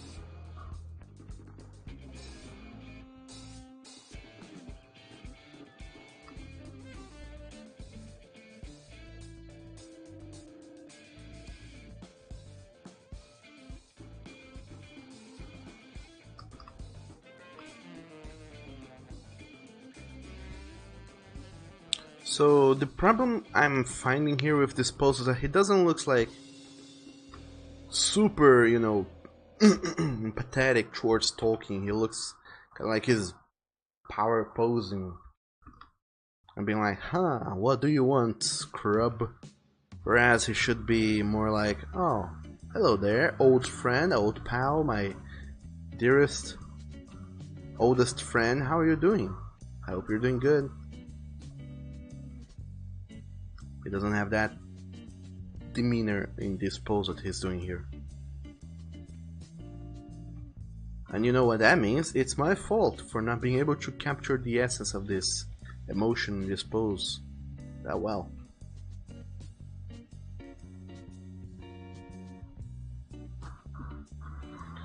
So let me do some RL posing right quickly to figure out how that goes. But Doug, what the hell is RL posing? You may wonder, and let me tell you, my little inquisitive friend. It's when you are an artist and you don't know how a pose goes, you pose that yourself. You kind of try to get in the mind of the character and try to stand around like they would and see if the pose works. And if you were to be feeling, say, you know, off guard and relaxed with a friend, how would you stand around? I could always just do a kind of arms just hanging about, but that is a very, very, very boring pose. So I want him to be doing something with his arms, something friendly and something relaxed. But crossing his arms isn't good. Having his hands on his waist also doesn't cut it. And having his hands there in his waist,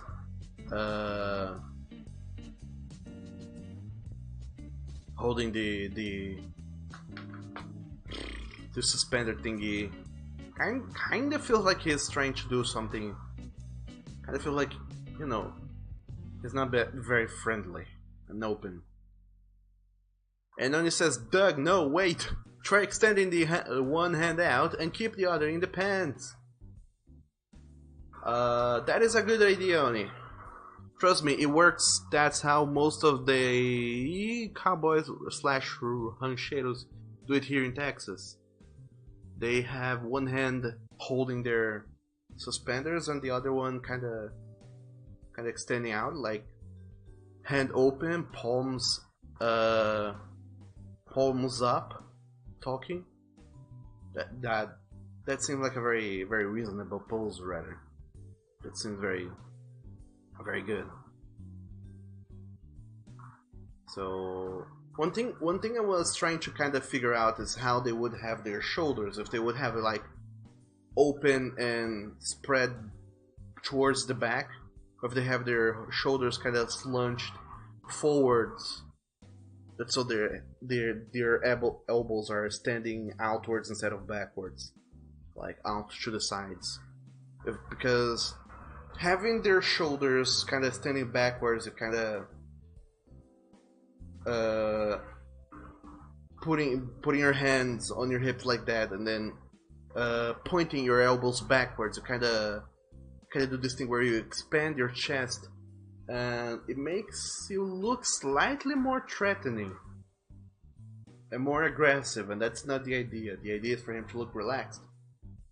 So he would have to have one of his hands at his waist, instead of putting the elbows backwards to have this kind of look of, haha, I own this place.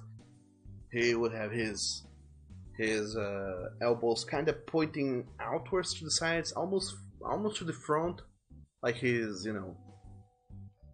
kind of supporting himself, his upper torso on himself, and have one hand out, kind of doing this talking motion that I just said. That is the pose I'm looking for.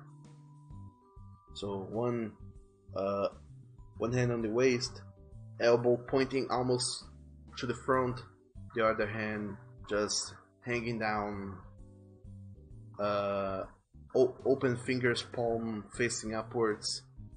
Maybe his head tilted a little bit to the side. His shoulders are gonna do this. They're not gonna be straight. They're gonna be on a declive of sorts.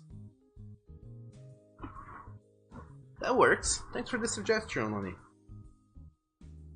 And then you said, yes, like that. Some of them have it slunged for more relaxed feel. Some of them have it back for style.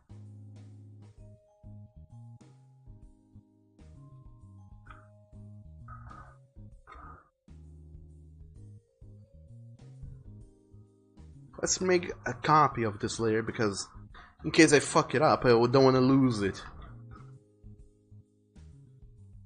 Shall we? Same thing. The hand that he's gonna be using to talk to us is this hand here. Let's also show up that layer very transparent. That's why I have some reference to work with. So his shoulder would be slouching down because he's also very relaxed.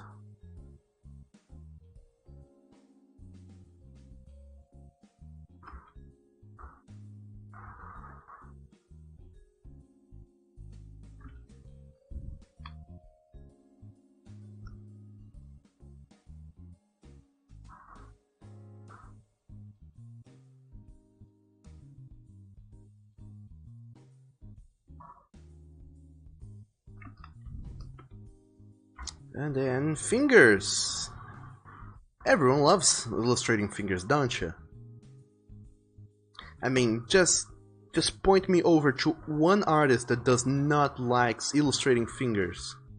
It's impossible. We'll never find an artist that does not like drawing fingers. Everyone loves them. Everyone enjoys them so much and revels in the possibility of being able to go and draw some delicious fingers here and there. Hands posing and acting up. Everyone loves them.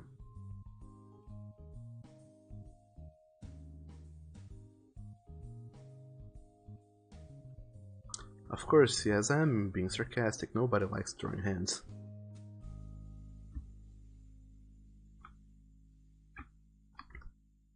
but it is something so very valuable and so very important, this whole drawing hands and fingers and stuff, that it's a shame more artists don't practice this more frequently. But Doug, what do you mean practicing? Drawing fingers and hands? If you look around on Twitter for a little bit, not a little bit actually, it might take a while to find those, you will find a lot of artists that go and it feels like they're just kind of showing off at a certain point. They just have this hands extended kind of this thing where they're just like, you know what, I'm gonna draw some hands right now, and then they draw hands, very realistic fingers, bones and knuckles and phalanges, and then they draw a hand extending, then the hand half closed and the hand holding whatever-ish sort of object, and they draw hands in all poses and shapes and sizes and colors. And they're like, ooh, look at my hands exercise, look at how fun drawing hands is. And you know what? Artists of Twitter, it's not that fun drawing hands.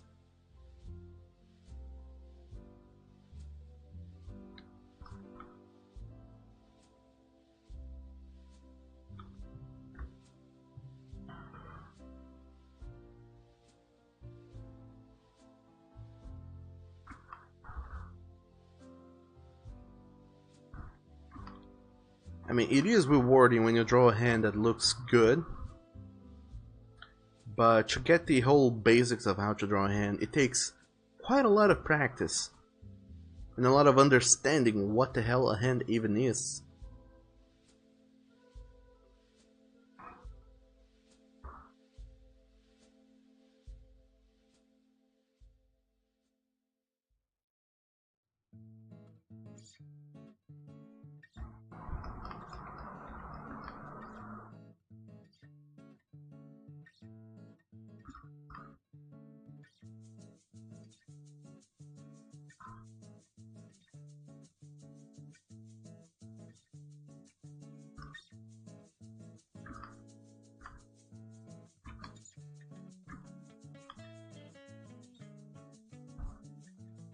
And then it says, yeah, like that, Doug, Sug.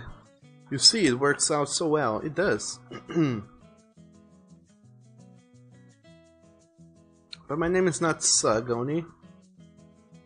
You know that. You should know that. You're my moderator. You're the one person who's supposed to know my name.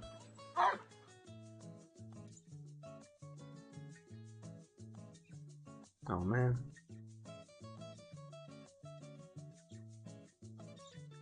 Is it because of my tone? Don't you like the way I was talking about hands? Because I want to catch them. And I don't like when people talk bad about hands. If that's so, I'm sorry, Oni. I didn't mean to talk bad about the art of drawing hands.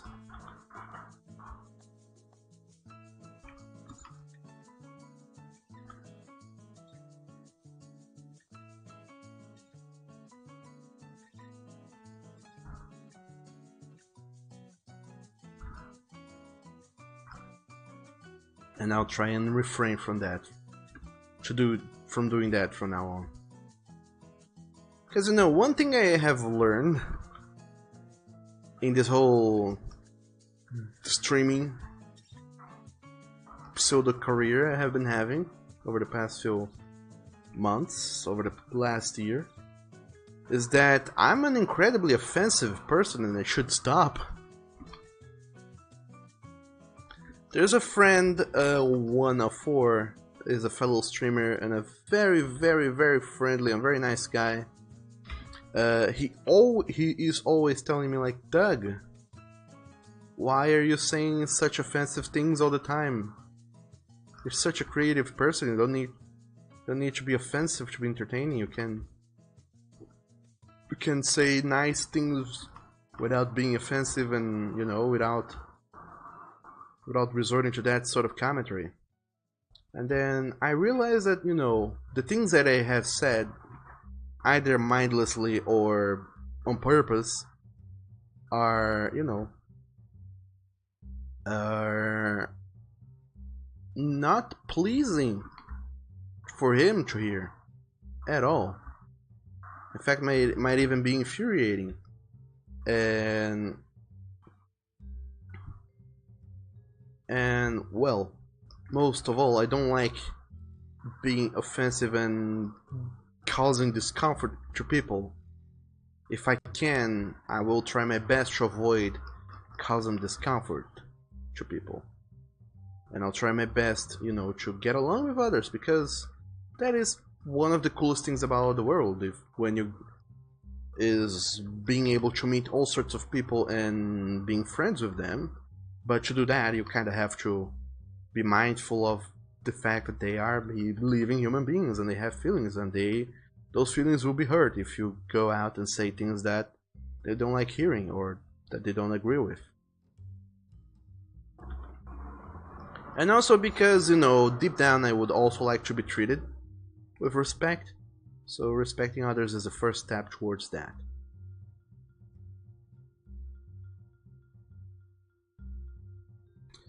And Kolf says, Oni don't goof.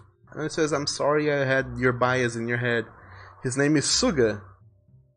And Oni, you like Offensive Doug, because Offensive Doug says the truth. 104 is just so touchy. Maybe. Maybe he is touchy. Maybe he is touchy, but he's also right.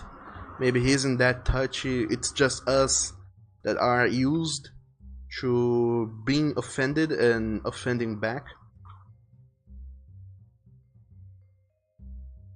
Who knows? Could be anything. Because one thing is for certain, I have throughout my life have been done a whole lot of wrong, and in some ways now, kind of the way my mentality works, just go like, well, people have done me wrong, so that kind of gives me the right to do wrong to certain people,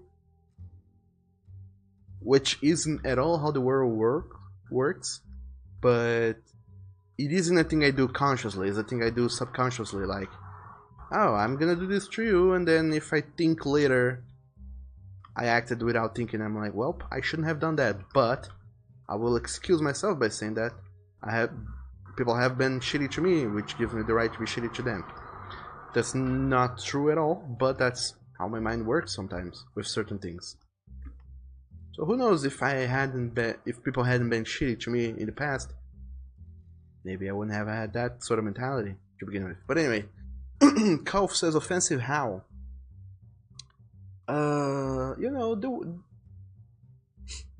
First of all, when I play any sort of game, I get very salty. Well, when I play frustrating games, rather, I get very salty, and I have the worst sportsmanship ever. And whenever something bad happens to me in a game, I start cussing like crazy. It's like, wow, Doug, please stop. You're being incredibly offensive and not enjoyable at all to listen / watch you. Only knows what I'm talking about. I get really, really nasty when I get salty and start lobbing curses all over the place.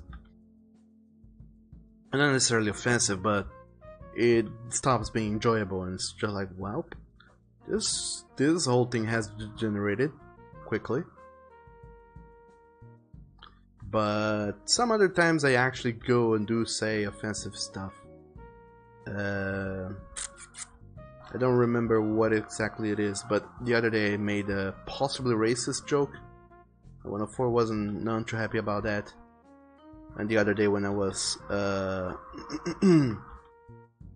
playing Resident Evil 2, I got salty because of about the zombies biting me off and whatnot, and I was like, oh no, you cocksuckers, and he wasn't very happy with me using cocksucker as an offense, as a curse, being like, well, why are you calling them cocksuckers? That is, you're clearly not using that in an endearing way, you're using that as an offense, and that means you're degrading cocksuckers worldwide being like, I'm saying this as if this is a bad thing, so it must be a bad thing, and whereas it isn't. But I made it a bad thing because of the way I said that.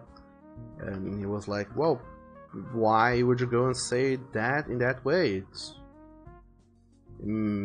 It's offensive and it's not very nice.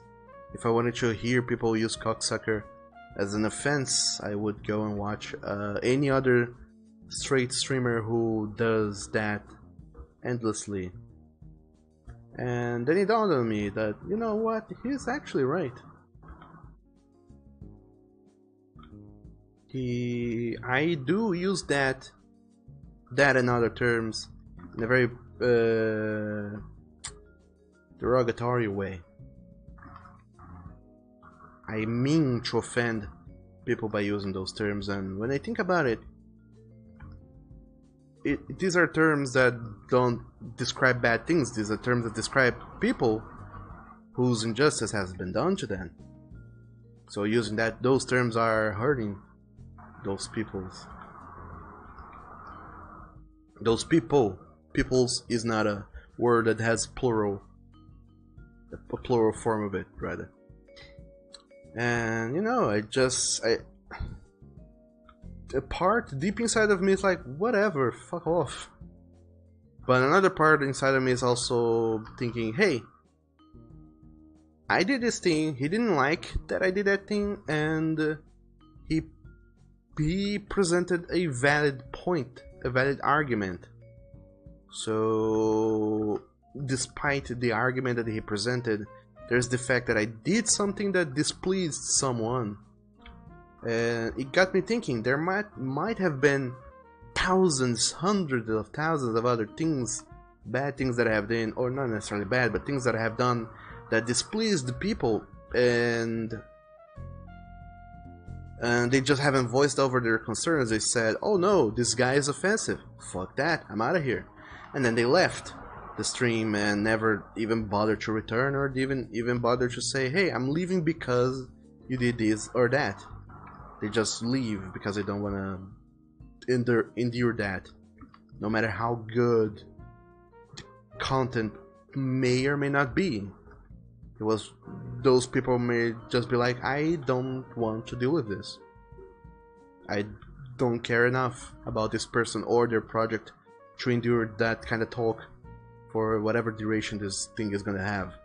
And I myself has done that. I have been over at videos or streams that, you know, had a title that was like, oh, that's a thing I want to learn a little bit more about, or that's a thing I want to kind of see. And then you start the video and the person presenting information says or does something or has a certain demeanor that I'm like, you know what, I don't want to deal with that. And then I left. So a lot of people might have left as well because of things I have said or done. They just weren't vocal about that. They said, fuck it, I'm out of here.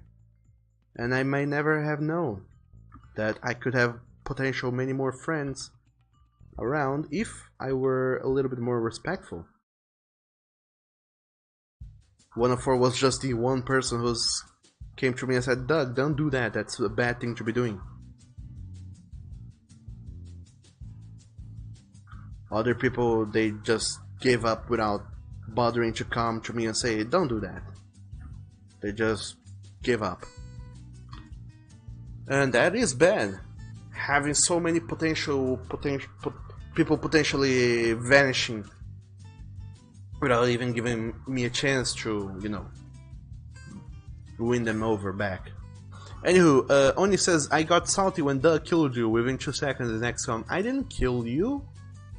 You died because of I didn't have a good plan, and the aliens had a very good luck on their side. And Kolf says, well, it depends on who you curse that chew or something. Might not be okay when it's a total stranger, but I think it's alright if it's a close friend. Kinda. It's like, if I have a close friend... over Doug. Oh my god, Wolf Rain! 90 of all! It's not even the 89 other Wolf Rains who may or may not be complete scrubs.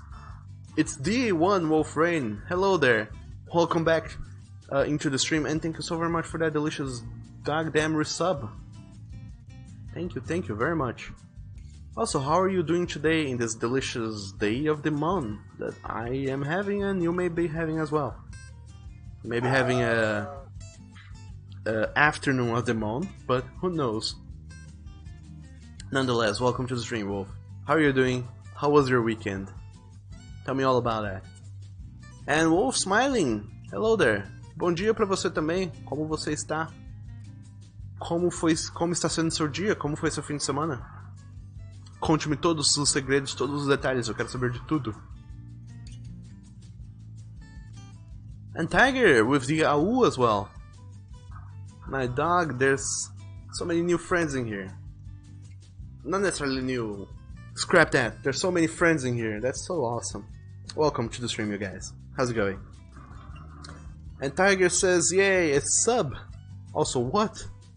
Wolf, you just cycled through rainstorms and 100 kilometer per hour winds. That is a lot of kilometers per hour. You don't want to be that fast, you know.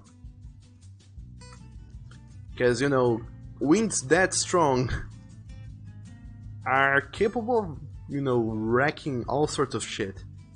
I remember a couple years ago over here, we had winds as strong as that, and they completely ruined a stadium. It had like the ring ripped off the ceiling of the stadium, and up to today it's sitting there just waiting to be repaired, but nobody's like, ah, fuck it. Nobody's repairing that. They just cleaned up the debris, but that's about it.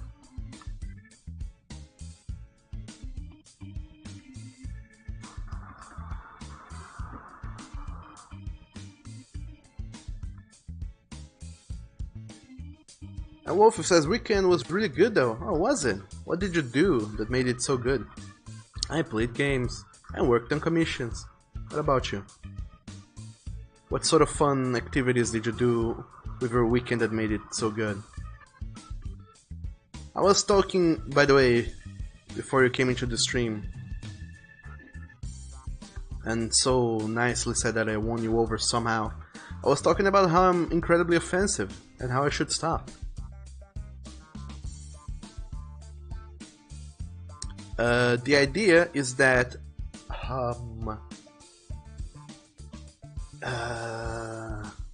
Kof, you had said that it's not okay to be rude or say that sort of stuff with strangers, but with a close friend is pretty cool. And I agree. There's a friend of mine from that I know ever since like elementary school. And we used to do all sorts of jokes that, you know, would make anyone cringe at how, you know, untasteful those jokes were in certain points here and there.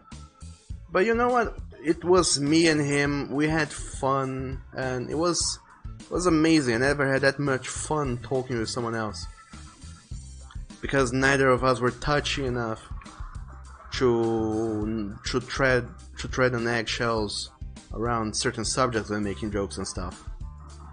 But little do you know, we grew up. Well, rather, I grew up. I don't know about him. I know that he is aging, but I don't know if mentally he grew up. You know what I mean?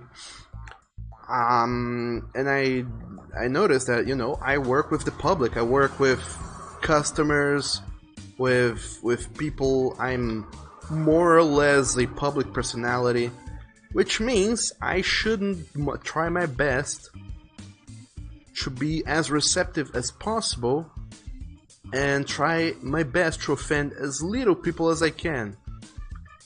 But if I go around saying the sort of stuff I was saying before, oh my dog,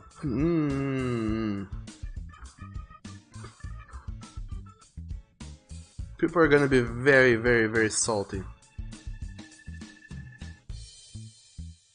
And very displeased. But yeah, that's what I was talking about. That I am somewhat rude and impolite and not delicate enough with certain subjects. That some people may dislike that and may leave the stream because they don't want to put up with a streamer that is, rather with any person that is offensive, or rather goes out of their way to be offensive, or just mindlessly offensive. And I was thinking about that. Now, if I were to be with a close friend and were not to be streaming around over on the internet, then my dog, I wouldn't tell jokes that wouldn't get me like an express passage to hell. Like my dog, I would go to hell on a water slide with the amount of cringy jokes I do, but when talking to a public, it's best to keep those things in check, you know.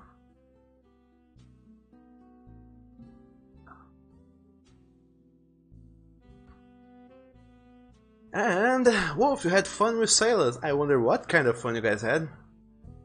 I listened to you guys play Dungeons and Dragons this weekend as well, by the way. Lurking but listening, that was cool. And I haven't noticed you were rude. I'm not necessarily rude. But sometimes when playing games I get salty, and sometimes I just lose my patience with whatever, and I become offensive. Sometimes on purpose, sometimes not at all on purpose. And offending people is never a good thing. And Tiger says, oh geez, Wolf was listening. Of course. I didn't notice you were listening until you threw in a comment all the way at the end of this, all the way close to the end of the stream, and you said RIP, and then I said, oh my dog, Wolf is in there. But I wasn't really paying attention to Twitch chat as much as I should have. I'm sorry about that. Wolf says you bet I was, and who was playing Rocky? A person who have been kicked from the game. They will not be playing with us anymore. For reasons you can possibly probably imagine. And then he says, Daddy Wallace, smother me against the wall with that kudo. Oh, my dog.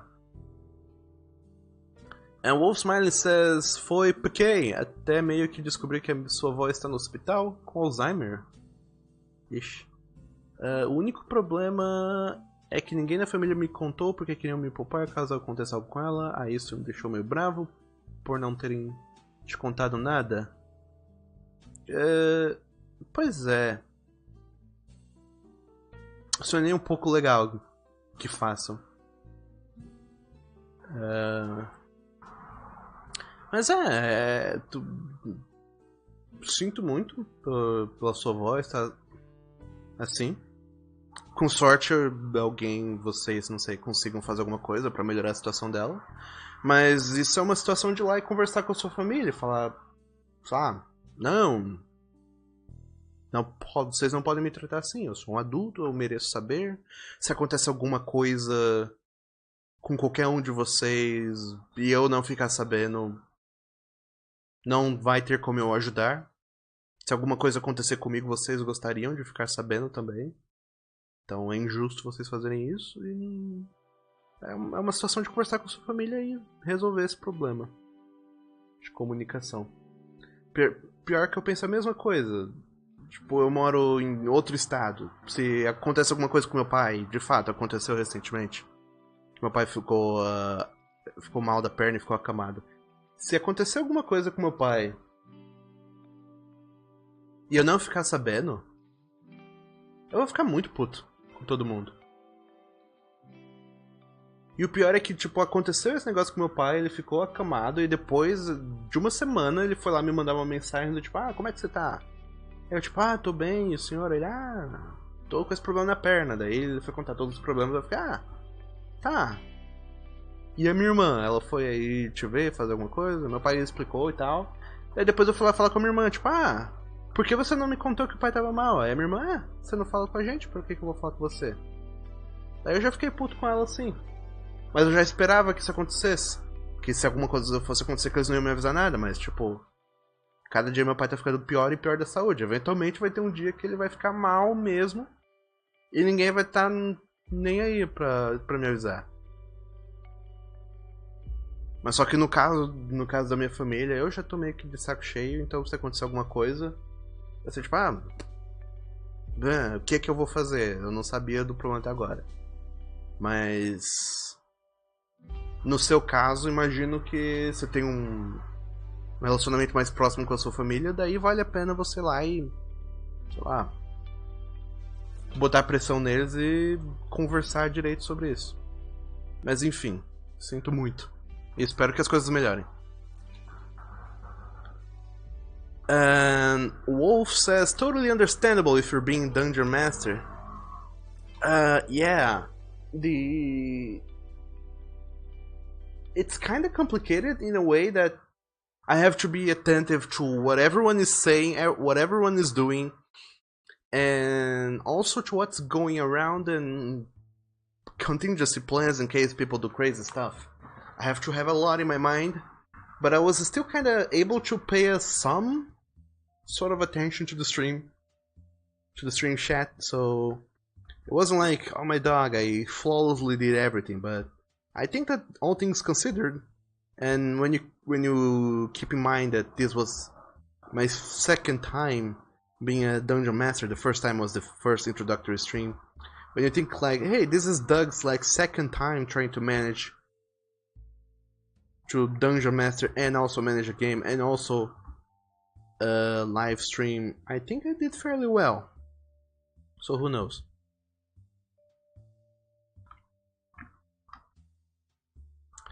That aside, Oni, no, don't get smothered by Wallace's gut. And also, you said for some reason, the more I hear Doug talking his native language, which is called Portuguese, by the way, the more you understand a bit, like Lady Rain Acorn for an Adventure Time with Korean. Really? Who knows? But pretty much what I was saying, Smiling Wolf, the wolf smiling rather. Sorry. He was saying that his grandmother had a problem. She was hospitalized and his family didn't warn him about that. And I was talking about how he has to go talk to his family and have a real talk to them, being like, hey, I'm an adult. If something happens, you guys have to tell me.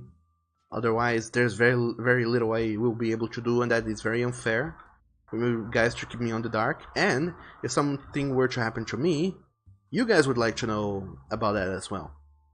And then I was talking about my own family experiences. That a couple of, back in November, December-ish, my father, he got this problem on his leg because my father has a nervous system problem, so his legs are kind of fucked up a little bit, or a big bit rather. Well, not his legs actually, it's his back, but because of his back is fucked up, the nervous system every now and then kind of bugs out, for lack of a better term, and it affects his legs. And because of that, my father back in December, he wasn't hospitalized, but he wasn't able to walk around anymore for a while. He had huge leg pain, and he was like, I can't do anything, I have to stay in bed. So he was in bed for a week, just being like, well, I can't do anything, gotta manage everything, because he owns a store and he has to manage that. He had to manage the store and schedule doctor appointments and whatnot all on his own without being able to move. So he had to use his phone to do everything. And then somewhere around there, he finally found the time to call me, or rather send me a message and then explain the situation to me. And I was like, oh my dog, I did not know about that. Do you need any help? Do you need anything? And my father was like, just using that as an excuse to get me to go back home. Because my father still does not accept the fact that I don't live with them anymore. And probably never will again. If given the opportunity. I will not go back to my parents' place. I'm not necessarily given the opportunity, but if nothing forces me to go back there, I won't. And that was the gist. He was trying to use that to kind of guilt me into going back home and visiting him and kind of being with him. Of course, I said no, I can't. Because first of all, I can't. Second of all, I don't want to. And then I was like, but how long have you been like that? And what about my sister? Did she go and try to help on something as well? And my father said, yeah, your sister, she's been here. She took a look at it because my sister has a degree in nursing. I don't know the technical term. My sister is graduated as a nurse, so she has medical training of sorts. So she took a look at that, at my father. His feet was kind of bloated, and I don't even know exactly how to explain what was going on. But my father was kind of bad, in a very bad shape, and that's what they were looking at. And then I asked, hey, did my sister go over there to take a look and stuff? And my father said, yeah, she's been here. She took a look, she told me to go to the doctor, she offered to drive me to the doctor as well. Actually, no, she didn't. My father asked her to drive him to the doctor, but my sister, she works, she has college, she doesn't have time. And she said, no, unfortunately I can't. I cannot find the time to go and do that because of work. And my father was like, your sister, she works, she can't go and take me to the doctor, but you don't work. You could come here and take care of me for a while. And then after refusing again to go over there and do whatever, I called my sister and was like, hey sis, how have you been? Why did you not tell me that father was like in bed and stuff? And my sister was like, why should I call you to tell me the news if you don't call us as well? And I said, well, just because it would have been good to know. But by then I was like, you know what? Fuck that. If they're gonna be like that, they're gonna be whiny and really petty about, health and my family well-being. I'm not gonna give two fucks then.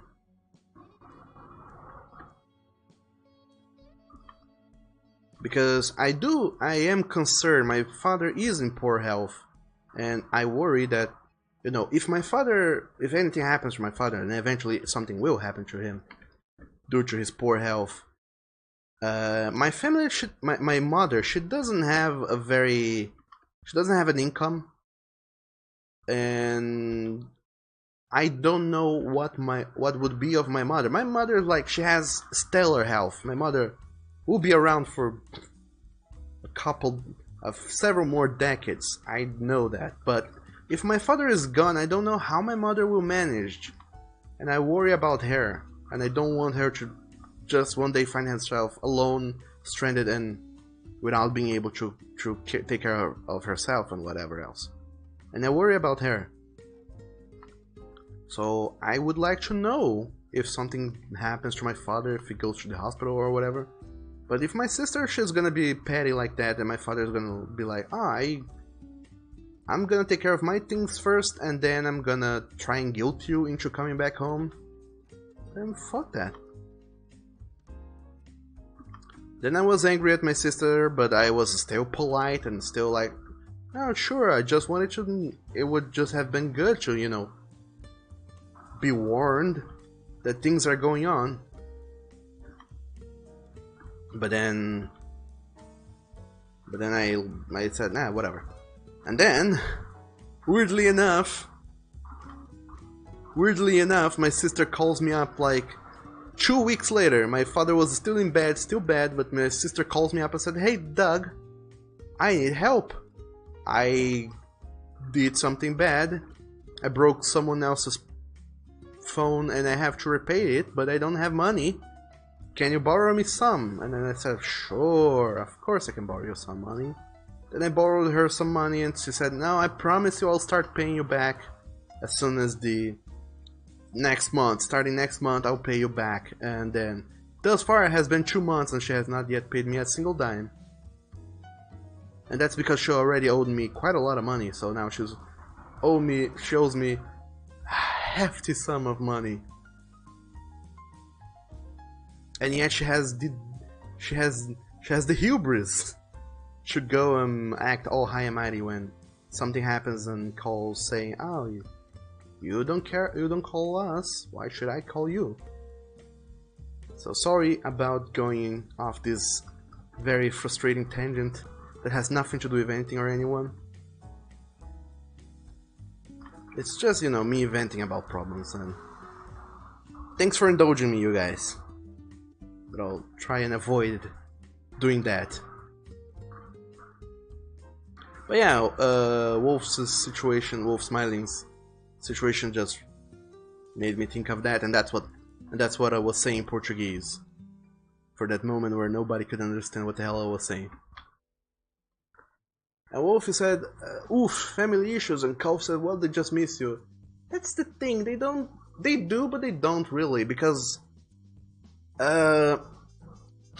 back in August, I went back to my family house I went back to my hometown and I was like, you know what, I'm gonna visit them. It has been more than a year since I have been there.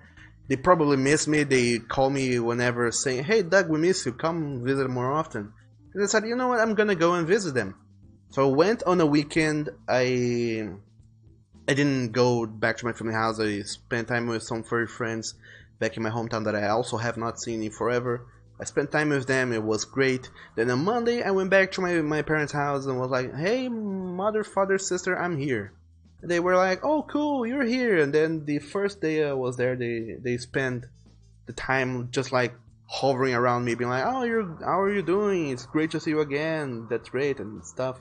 But by the second day I was there, they defaulted back to the way they used to be when I used to live with them, which was not caring at all about me. Not paying a single, not wasting any time with me if they could avoid it, and also not respecting me, what I was doing in my space. I was in my old bedroom, which nobody was using for anything. It was pretty much just a storage room, and I was there, and then I went out, and when I came back, everything had been moved. My mother, she just decided, you know what, I'm gonna clean this up, and she moved everything. My father stopped caring and used that room that was locked for years now. He started using that as a corridor to go through the house and passing through there, but he didn't ever said, "Hey, do you want to go out, have an ice cream, talk, watch a movie or something?" He didn't invite me to do anything. He didn't bother to spend time with me. So it is that they miss me, but not just miss me. They just don't like me not being there. Because, I don't know. Whenever they have any sort of problem, it's me they come to complain about. Because they know I will listen, no matter what. But if I need something, they're not that desperate to go and help me, especially because I barely ever ask them for help, because I know that that's the dynamic there back in my parents' house, and I am not eager to go back to that life, so I don't go, and they don't very much care for me as well. Months goes by without me changing a single word. Except when they need something, then they go and say, "Hey Doug, how are you doing? I need help with this or that. Can you help me?" But other than that, they barely ever talk to me. So yeah, it is that they miss me, But not only that, there's always an underlying motive going on, which prompts them to go and say, hey, how about you come and visit us? And you know, as far as this whole situation go, I have been around them long enough to know what's going on. Anony says family problems, always. A Wolf says, valeu Doug, espero que seu pai também melhore. Eu já tentei várias vezes conversar sobre isso, mas eles falam que é para o seu bem e para te livrar da culpa se algo acontecer com ela, mas também é sua família. Pois é, essas coisas... eu acho, não quero assumir nada, mas eu acho que é a mesma situação que é comigo. Que tipo, a minha família não me respeita nem um pouco. Do tipo, se acontecer alguma coisa com você, a gente não tá nem aí. Tipo, a gente quer o seu bem, a gente se preocupa com você, mas a gente não te respeita o suficiente pra te tratar como um igual ou pra, sei lá, conversar com você como se você fosse um adulto que sabe lidar com as coisas e resolver as situações e tal. No meu caso é isso, minha família não me respeita. E é tipo, me ajuda, eu preciso que você faça isso e isso pra mim, mas eu não tô pouco me fudendo pra o que você está passando e o que você está precisando. No meu caso é isso, não sei se é o mesmo com você, mas espero que não seja. Mas se for essa situação de eles não terem respeito, aí é mais... um pouquinho mais difícil, não é só uma conversinha que vai resolver. Mas enfim. Wolf says there is a party coming up for your grandfather. Ooh, with all the family there, but you're really looking for excuses not to go. Oh no. You're really the black sheep in the family, so to say. No point in you being there. Well, that's the thing. We all have all sorts of family issues, and it is very disheartening to have, you know, family problems and not being able or willing to be with the people who we should have the biggest connection to in the world. But some people who does have very strong family connections, they will look at you and be like, why? How could you not want to spend time with your family? And I already had people judge me like very harshly and about me not wanting to spend time with my family and not being all gung-ho about being with them and whatnot. But those people don't know my situation. They don't know how horrible it is for me, health-wise, mental health-wise, to be with my family. So before I used to care more about that, but now I'm like, whatever. But still, it is sad, but what can you do? Nonetheless, I do hope you do find some excuses not to go, Wolf. But speaking of which, how was now that we're talking about that, how does that work with you visiting sailors? Because you know you guys live in different countries, so how does that work? I do realize that even though you guys live in different countries, it's a much shorter distance than it is from me to my hometown, I suppose, which is like 1,500 kilometers from here to my hometown. There's no way I can track that just like that. I have to book a plane or something. Whereas I think you could actually drive the distance. Or I don't know, get a bus or something. Or a train or whatever. Whatever future transportation systems you guys have going on over there. In the first world you all live in. And only you said, well Doug, you're Mexican and mostly partially understand Portuguese. Yeah, that's the thing. We Brazilians, we understand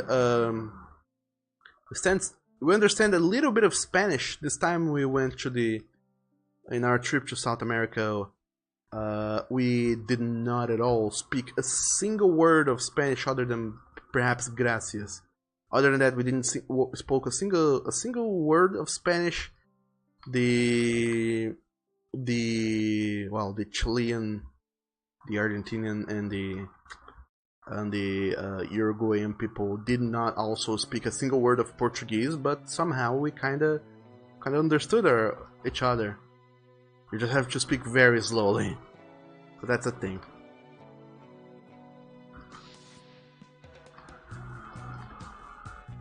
Now that I think about it, this would be tricky as shit to animate Wallace's mouth movement, because he has so much facial hair going on back and forth with this, with his face.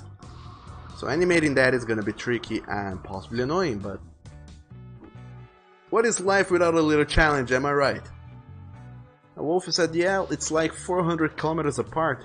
There's a bus line that goes back and forth. It's only 22 euros for a ticket. But we have to sit in a bus for 8 hours. The car would be more expensive. He wants to move up here with you. It's just difficult financially and all. Oh yeah. Real estate is expensive, and moving and changing places is ludicrous nowadays. But yeah. That is a thing I really lucked out at. The fact that my boyfriend, instead of chasing something a dream that he may or may not have had in his youth, like I did, and work with art and comics and shit, he actually got a big boy job as a programmer, and he has been putting a lot of effort into that. Effort enough that he got promoted several times, and now he makes quite a good money to have a decent living. So he was able to buy a house of his own, and on his own he managed to not only buy a house but also pay all the bills and have a decent enough surplus money that he could spend on trips or take out or whatever. So me moving in here wasn't like, oh no, I'm gonna help you financially because the two of us individually cannot afford a house, but if we combine our powers, we can. It was like he already had the means to live on his own if he wanted to. He wanted me here, well, for reasons, but not financial reasons. So I really lucked out that he had such a what's the term? Such a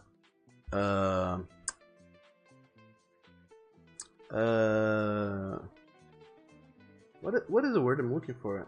Not fixed, but like kind of a secure job, a secure income source. Not like 100% secure, and it's never ever going away no matter what happens, but it's like much more reliable than me and whatever money I make through Patreon and commissions every day in our month.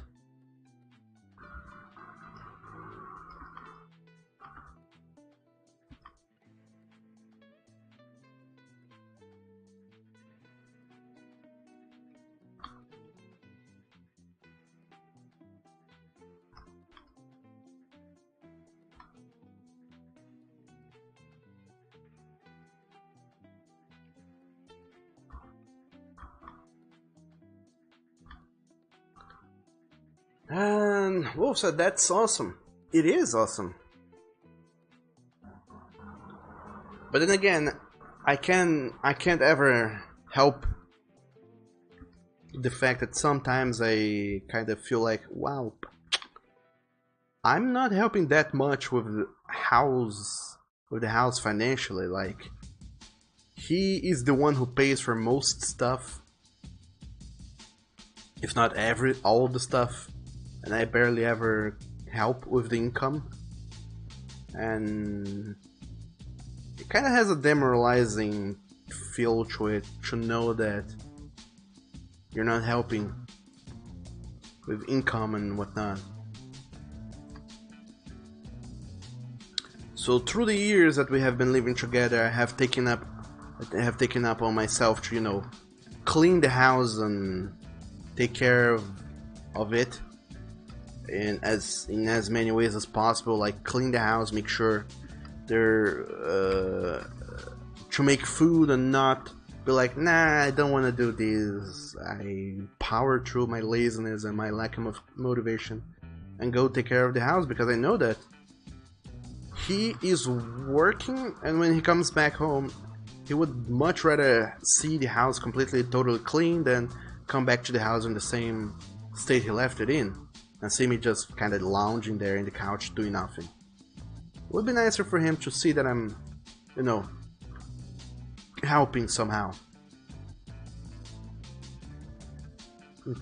If not income wise, then at least with the house.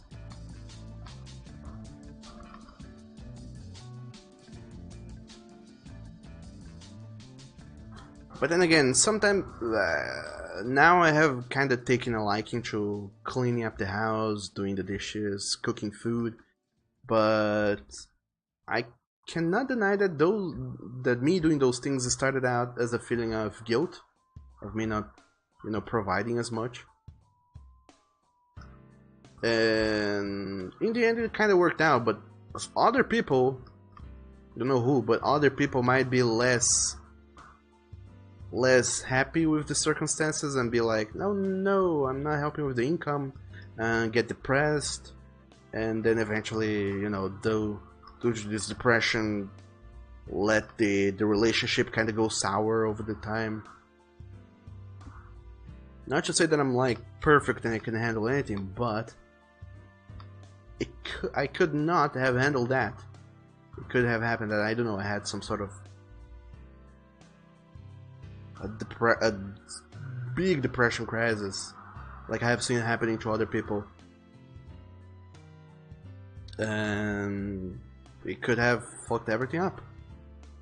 There's a friend of mine who broke up with his girlfriend recently because of stuff like that.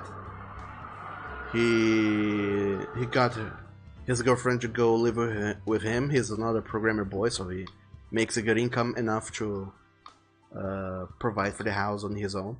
But his girlfriend, she didn't have a whole lot of motivation. She kind of just spent her time at the house sulking all day and being like, oh, I can't do anything, I'm useless and stuff. And because of that, their relationship started to deteriorate to the point that he was like, I can't take this anymore. And he was like, I just can't. I want to help you, but you're feeling down, you're feeling depressed. I try to help you up, and you don't ever want that help. You don't feel like, it doesn't feel like you want to improve, so I don't want to be with you anymore. But that happened with him, who knows? And also, hello there, Chunky Peanut, the chunkiest of the peanuts. Welcome to the stream. How are you doing in this delicious, wonderful, awesome, I'm kind of having a serious real talk here, but still cheery day of the month. How's it goes? How was your weekend? And Target says, ooh, the lion is a programmer, smart boy. Yeah, you felines and you all turn to the computers and make a comfortable living out of that, instead of, being like me, who is an artist who creates all sorts of marvelous, wonderful worlds, but comes the end of the month, I look at my bank account and I cry. And Wolf says, I know what you mean, but your value is not your income. Yeah, it isn't, but when I first moved in, and for the first 2 years? No, that sentence isn't right. For the first 2 years that I was living here, I was feeling down and kind of depressed quite a lot because of that. With this whole, I'm doing nothing worthwhile, I should be doing something worthwhile. And I started college. It was fun for a while, but college I can handle, because I almost had an anxiety breakdown due to college. Then I quit. But I figured that, hey, I have to do something productive, or meanwhile productive. to help with the income and whatnot. And then I decided to start streaming, because that is a good thing I can do that will help me with other issues, such as, you know, socializing with people. It doesn't take as much that will make me have an anxiety breakdown, possibly. It doesn't have like, oh my dog, amazing income, but it helps me mentally and psychologically, and not physically. Physically, fuck no. I haven't ever been as unhealthy as I am right now, but it does help. So there's that. And Oni says, hey guys, what's up? This toy is what's up, the new squeaky toy with the taste of bacon. Really? Oh my dog, I want it. And Tiger says, but that helps and gives him time to relax with you. I'm sure he appreciates it. Yeah, I'm sure he does as well, but that's the thing. That's the thing. It helps when he comes back home and he sees the house is clean and that I have been somewhat productive in taking care of the house. But I didn't go and take care of the house out of, you know, me being like, ooh, I love cleaning the house and I'm super cheery to go spend time cleaning the house. I cleaned up the house because I wasn't working, I had nothing to do, and I felt guilty about the fact that at the end of the month I'm gonna contribute to this house somewhere around $200, whereas he's collaborating like $3,000 per month with house income and whatnot. And I was like, welp, it's very demoralizing that he makes 10 times what I make, money wise, and because of that,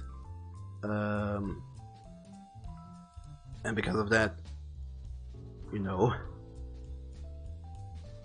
feeling bad because of that is what made me go and start cleaning up the house so often. Otherwise, we would be both like people who make a whole lot of money, and then we would pay someone to come once a week to clean up the house, and we would have like the worst personal hygiene ever. But still,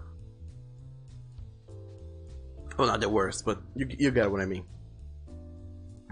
And Chunky Peanut says, doing very, very lovely today. Weekend was a lazy kind, lots of rest. All good on you.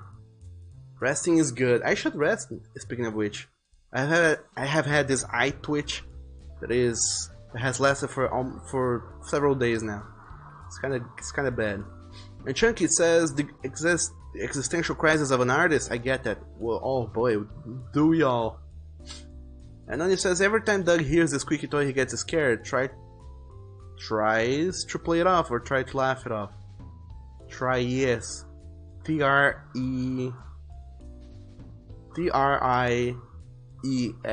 Tries, not trees. The apostrophe in the S. And Tiger says, this is squeaky toy, Oni. Yes, that's squeaky toy. And Chunky Peanut says, same here. I was full on depressed all throughout college. I got so bad I stopped going. It was terrible. And Wolf says, streaming makes you anxious sometimes. I mean, fuck yeah, streaming does makes me anxious all the time, but that is a problem that I have. I am an anxious person by nature. And most of my anxiety comes from social related issues. There's the social anxiety where I have a really hard time socializing with people, which doesn't mean to say that I'm a complete awkward penguin around people. I do manage out okay because I have spent quite a lot of time trying my best to improve at talking to people, which helped. But after I interact with people, whoever it is, I mean, if it's a person that I'm not super duper familiar with, such as my boyfriend and only him, if I interact with anyone that isn't him, at the end of the day I get extremely mentally exhausted from so much social interaction. Social interactions drain me, is what I mean to say. And also there's the social society anxiety that is the way I was raised and the way I have been brought up by my parents. And not only them, but at school as well. Growing up in a poor neighborhood like I did. Ever since I was little, it has been imprinted into my mind that I have to really work out hard to get any sort of accomplishments in my life. I kept hearing stuff like, none of you are ever gonna make it into the world unless you study really hard and work out really hard and have a wonderful job with a big fat paycheck and whatever. And all the teachers, because I was like a real nerd growing up, they were like, oh, but Doug is gonna have a great life because he's smart, he pays attention and whatnot. I was like, yeah, I do pay attention, I'm smart, I'm gonna have a bright future ahead of myself. And I kept thinking like that until I got into engineering college, and I said, fuck no.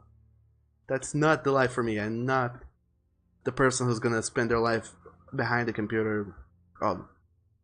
Not behind the computer, but I'm not a person who's gonna make their living out of, a day job. Because that is gonna depress me, and then I'm gonna make the news as the new guy who couldn't handle their job anymore and jumped out of the window. If I have an office job, I'm 100% sure that that's what's gonna happen to me. But growing up in the way I did, I have been taught that that's what I should expect out of my future. So no matter how well I'm doing with my art, with my creations and stuff, because I'm not holding an office job, I'm making 4 digits salary constantly and assuredly, I get anxious because, hey, I'm not doing what was expected of me. I'm doing my own thing, so I have to work really hard to make it be worth even a fraction of what a day job in an office would be worth.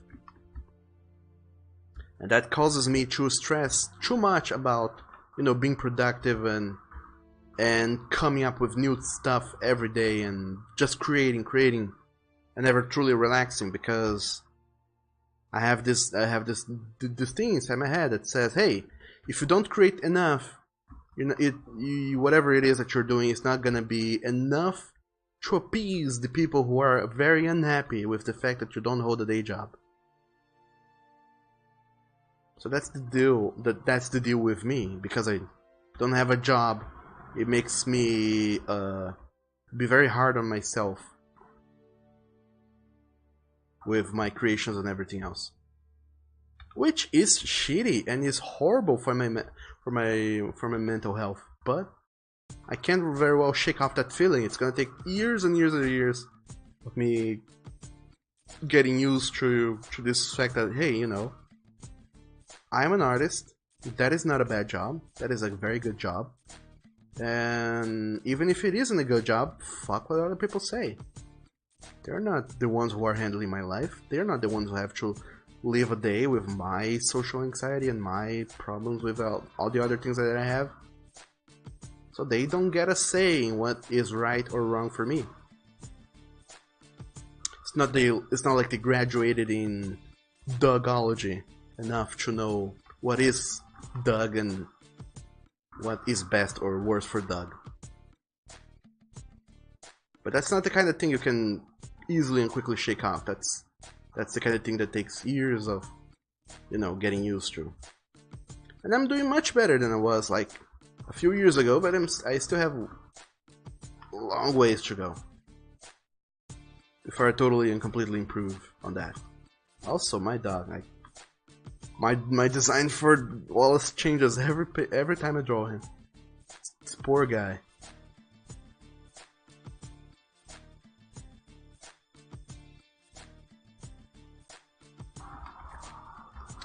I guess he has these beady small eyes. I guess I should make them bigger.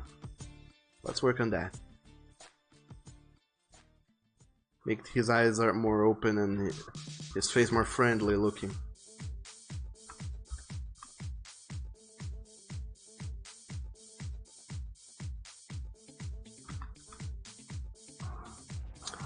I think his beard is smaller as well than what it should be. Let's increase the size of this beard.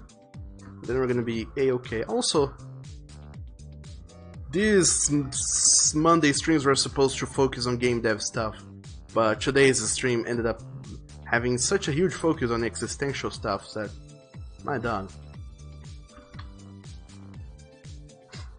Oni says, I always have my existential crisis and early midlife crisis every day. Oh, you poor thing. And Chunky says, especially if you get no one to watch, just gives even more excited thinking no one likes it. Yeah, that's true.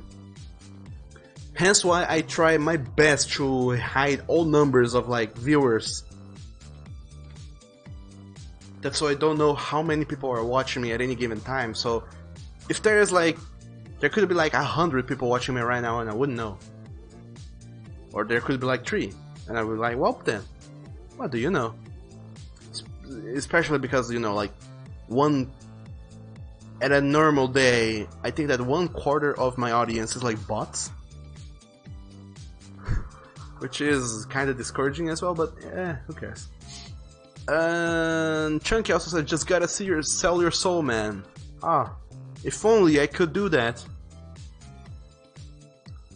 I never have had these moments where I just break my pens and say, no, why? And then the devil shows up in front of me and said, hey, if you sell me your soul, I'm gonna make you amazing. That has never happened, so how can I sell my soul? I would have to go and do evil devil rituals, and I don't know where to go and procure those. And I don't think I can just show up to a library and ask for those books. Nobody loves me and my art, having my pre-midlife crisis now. Only one of us is allowed to have a crisis at a time. You can have your crisis while I'm having mine. Otherwise we can help one another. That's not how things work. You're gonna break the system. Also, thanks for the bits. And Wolf says, yeah, I feel that 100%. The pressure of having to do good. It is real. So parents that grow up saying to their kids like, oh, you have to do this, you have to do that, they're fucking those kids up, you know. I think I have read on a cracked article a while ago, which may or may not be true, but I'm choosing to believe into it as being truth, is that the more a parent goes and complains about how little money they have, the more they fuck up their kids. Little do you know. But Doug, why do they fuck up their kids if they keep talking about how little money they have? Isn't being honest with their kids the best? Well, yes. But you see, if you go to your kids and say, hey, we don't have money, so I can't buy this, can't buy that, and you use money as an excuse for why you can't do this or can't do that, you know, it's a valid excuse. Like, oh, I'm not gonna buy this toy for you because we don't have money. But if you also, you should rather be disciplining your kids on, you're not gonna get that because you're gonna get that as a reward for a job well done or whatever. Not just gonna give it that to you for no reason whatsoever. But also that, you know, if you use money as an excuse for your kid, like, oh, we can do this, we can do that, we can do those things because of money. We can travel, we can buy you good, cool toys or good food or whatever. The kids are gonna grow up thinking, like me, they're gonna grow up thinking like, hey, a lot of stuff can't be done because of money. Lack of money, rather. And that really fucks up your kids, you know, because I grew up a lot of time avoiding having fun because I thought, well, if it's fun, it costs money, and we don't have money, so I can have fun. And, you know, a lot of times I grew up trying my best to go unnoticed on how I needed certain things because of, you know, we didn't have the money to buy those things. So I remember that when I was young, it was my mother that one day she was like, "Oh, I was washing your clothes and I couldn't find a single shirt that wasn't ripped apart." Even though my mother, she's like, she knows how to sew up clothes and she's very good at that. She was like, "Well, I have patched all your clothes and you don't have any shirts that doesn't have patches in them. Don't you have any better shirts to use?" And I was like, "No, Mom, I don't." And that's when she realized, like, wow, you don't have clothes. You should have clothes. And she kind of complained to my father, like, "Oh, he doesn't have clothes." And my father was like, "But I asked him the other day if he needed clothes or anything, and he said no." And then my mother was like, "But of course he said no. You are always complaining about how you don't have money." And that's when I thought, like, hey, both of them are right. I said no because I had this I can't spend money mentality, but also when asked if I needed something that I actually needed, I was like, no, I don't need to because it costs money. If asked if I want something that I need or that I want, I'm gonna say no because I don't have money. And that's a problem that plagues me up to this day. I avoid having fun on purpose because of the costs. So that's not good at all. I'm gonna grow up and be an old man who hasn't saw half the world or haven't done half the things I wanted to do because there was a little bit of money that had to be pocketed out to partake in those things. And that's because of how I was raised. So don't raise your kids like that. Although I think that the chances of any of you here having kids is like less than 10%? Who knows?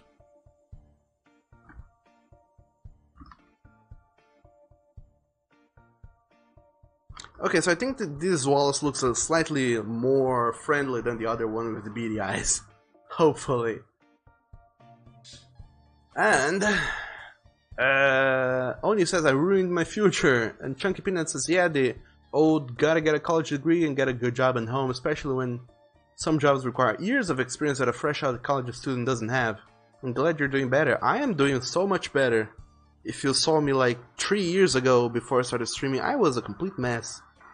If you saw my first few streams, I was an even messier mess.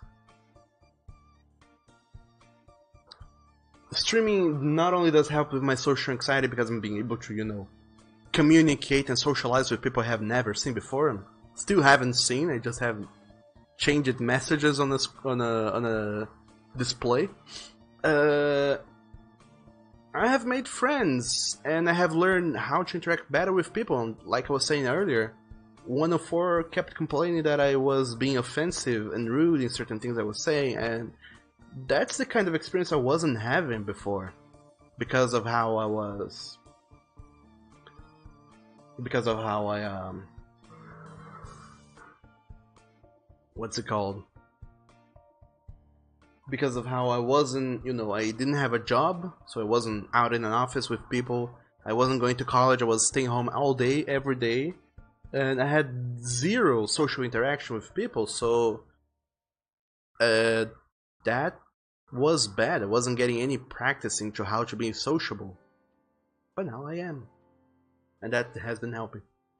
So yeah, that has helped me do better. And Chunky says, "Girl of your cell phone." And Oni said, "That's what BTS told me, Chunky Peanut, and bought the album too, and I still hate yourself." And yes, BTS has an album called Love Yourself. What is BTS? Big trombones and saxophones? I don't know.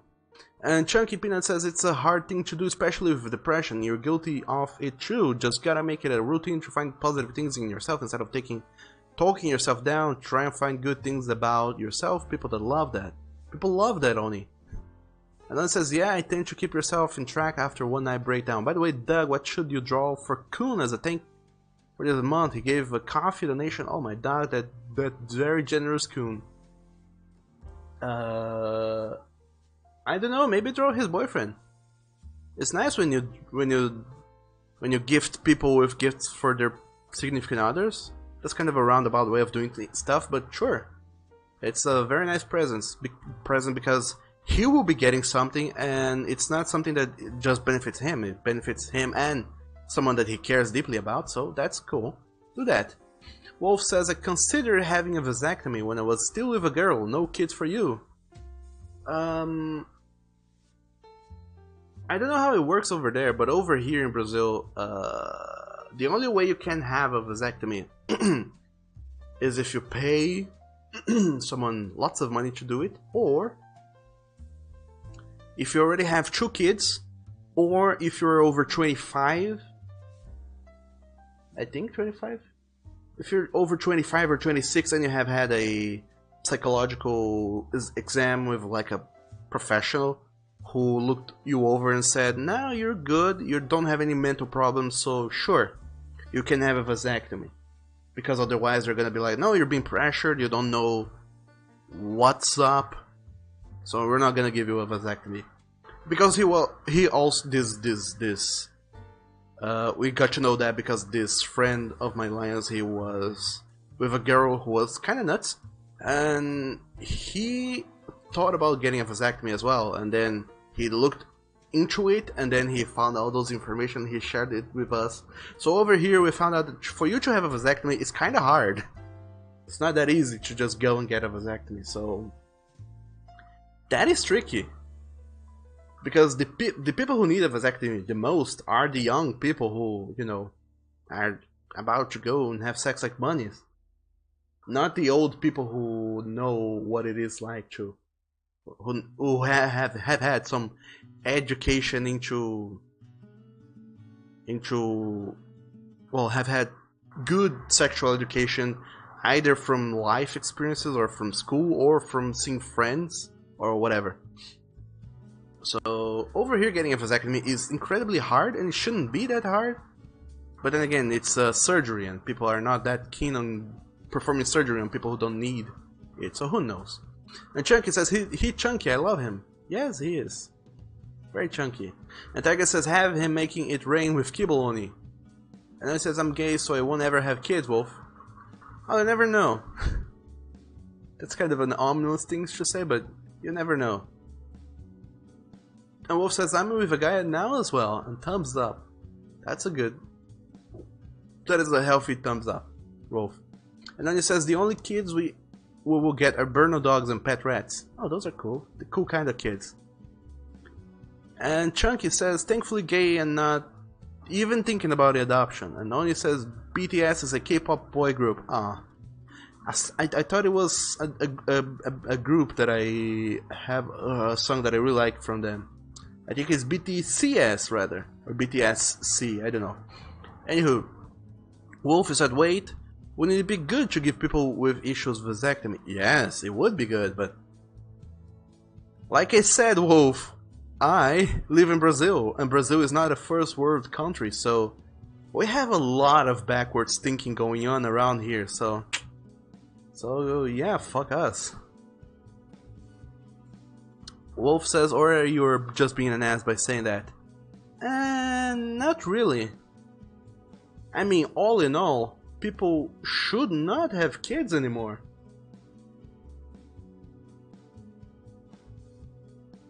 It's kinda like those dystopian future worlds where there are regulations on who can have kids or not. That's what the world should be in certain places, in certain parts.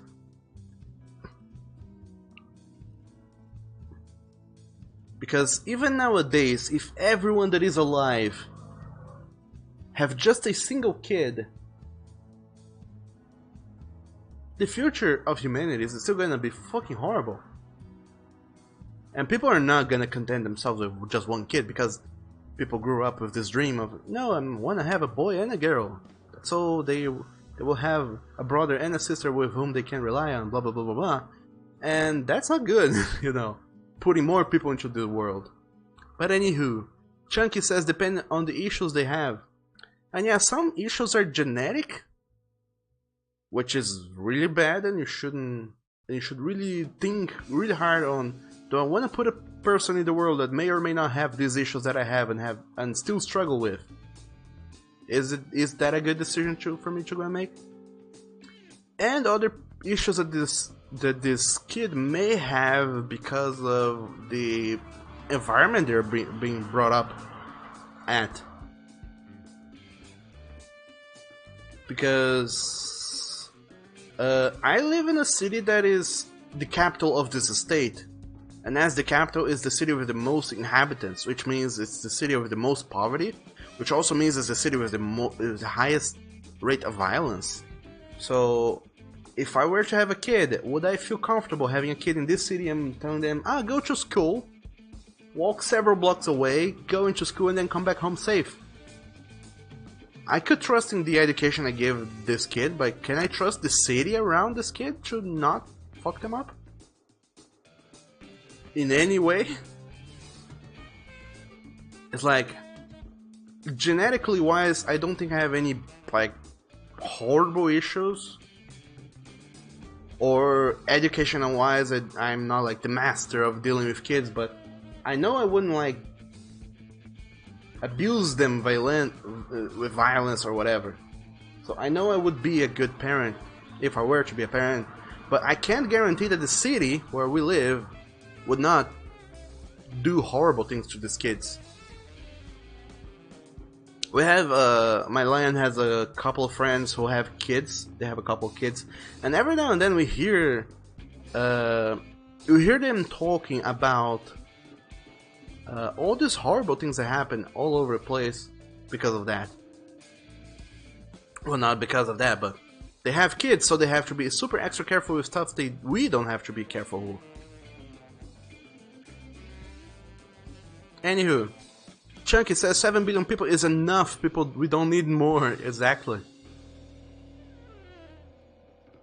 We already have reached the very high threshold of how many people the Earth can handle. So who knows? And Cove says, actually not true. We will evolve past Earth, so we never will have enough. Wolf says humans will consume the universe. And Cove says that's impossible, and Wolf says who knows? Soon we will be sending out planet cracker ships to mine entire planets. I mean, the future is grim. Do you really want to bring up a kid in the future that's grim? Where people are gonna be like, well, you know, kid, you grew up in this Earth. We have books and pictures that show the Earth as it was before the big event, the unnamed event that, you know, is the bad thing that happened. So you were born here, but you're gonna be one of the first. You're gonna be one of the first humans born on Earth that will not live on Earth because you can't live on Earth. So can you think about raising someone in that kind of situation? That's not fun. Chunky says, I don't want kids because I don't feel you are mentally stable enough to care for them. I would have this constant fear I might mess up and ruin their future. And Cove says, we will still need like at least 100 times the current population on Earth to fully populate Earth. Yes, so you're thinking on an ideal thing, like everyone just consumes what they need. But think about the people who are consuming more than they need, and the people who are not content with having just enough just to go by. People who have that and then they want more. And other stuff. Ideally, yes, we can handle a couple more billion people on Earth, but we don't live in an ideal world, so who knows, there might show up a person that says, I'm gonna start this company in the garage of my parents, and then suddenly they have this multi-international franchise that occupies 1/4 of every country on Earth, just with storage rooms, factories, or retail or whatever. Yes, Amazon, I'm talking about you. Only says I smell death on Earth, and Chunky Peanut says, well, we will be dead ourselves before space travel is perfected, so we will never see it. That is a grim prospect, but sure, I can deal with that. And Cove says, if we were to put all humans on Earth and pile them up, it would just be a small mountain. Where are you getting your facts from? I'm kinda curious, intrigued, but also concerned that someone went through the effort of pulling up all that data that you're giving us. But still, who knows? And Chunky says, I think our biggest step would be to populate Mars. Yeah, we have an entire solar system full of planets for us to go and start building bases, and we still have to find out how to get people to live in the vacuum of space, creating space stations and shit. But yeah, eventually things will be cool, and we will be doing grand things, and you know, an ideal world will happen, except that ideal world won't happen on Earth, it'll happen all over the place. But anyway, enough down talk for now. Or downer talk, rather. Green prospects for the future and whatnot. It's time to end the stream because it is 1 in the afternoon. And you know what that means? It means that I'm hungry as fuck. Or hungry as a dog who haven't ate in 4 hours would be. And I need to go eat food. So I hope you guys don't mind the fact that I'm gonna abandon all of you to go and have my food. And also that you don't mind the fact that I wasted 1 entire hour of just talking. And not necessarily creating.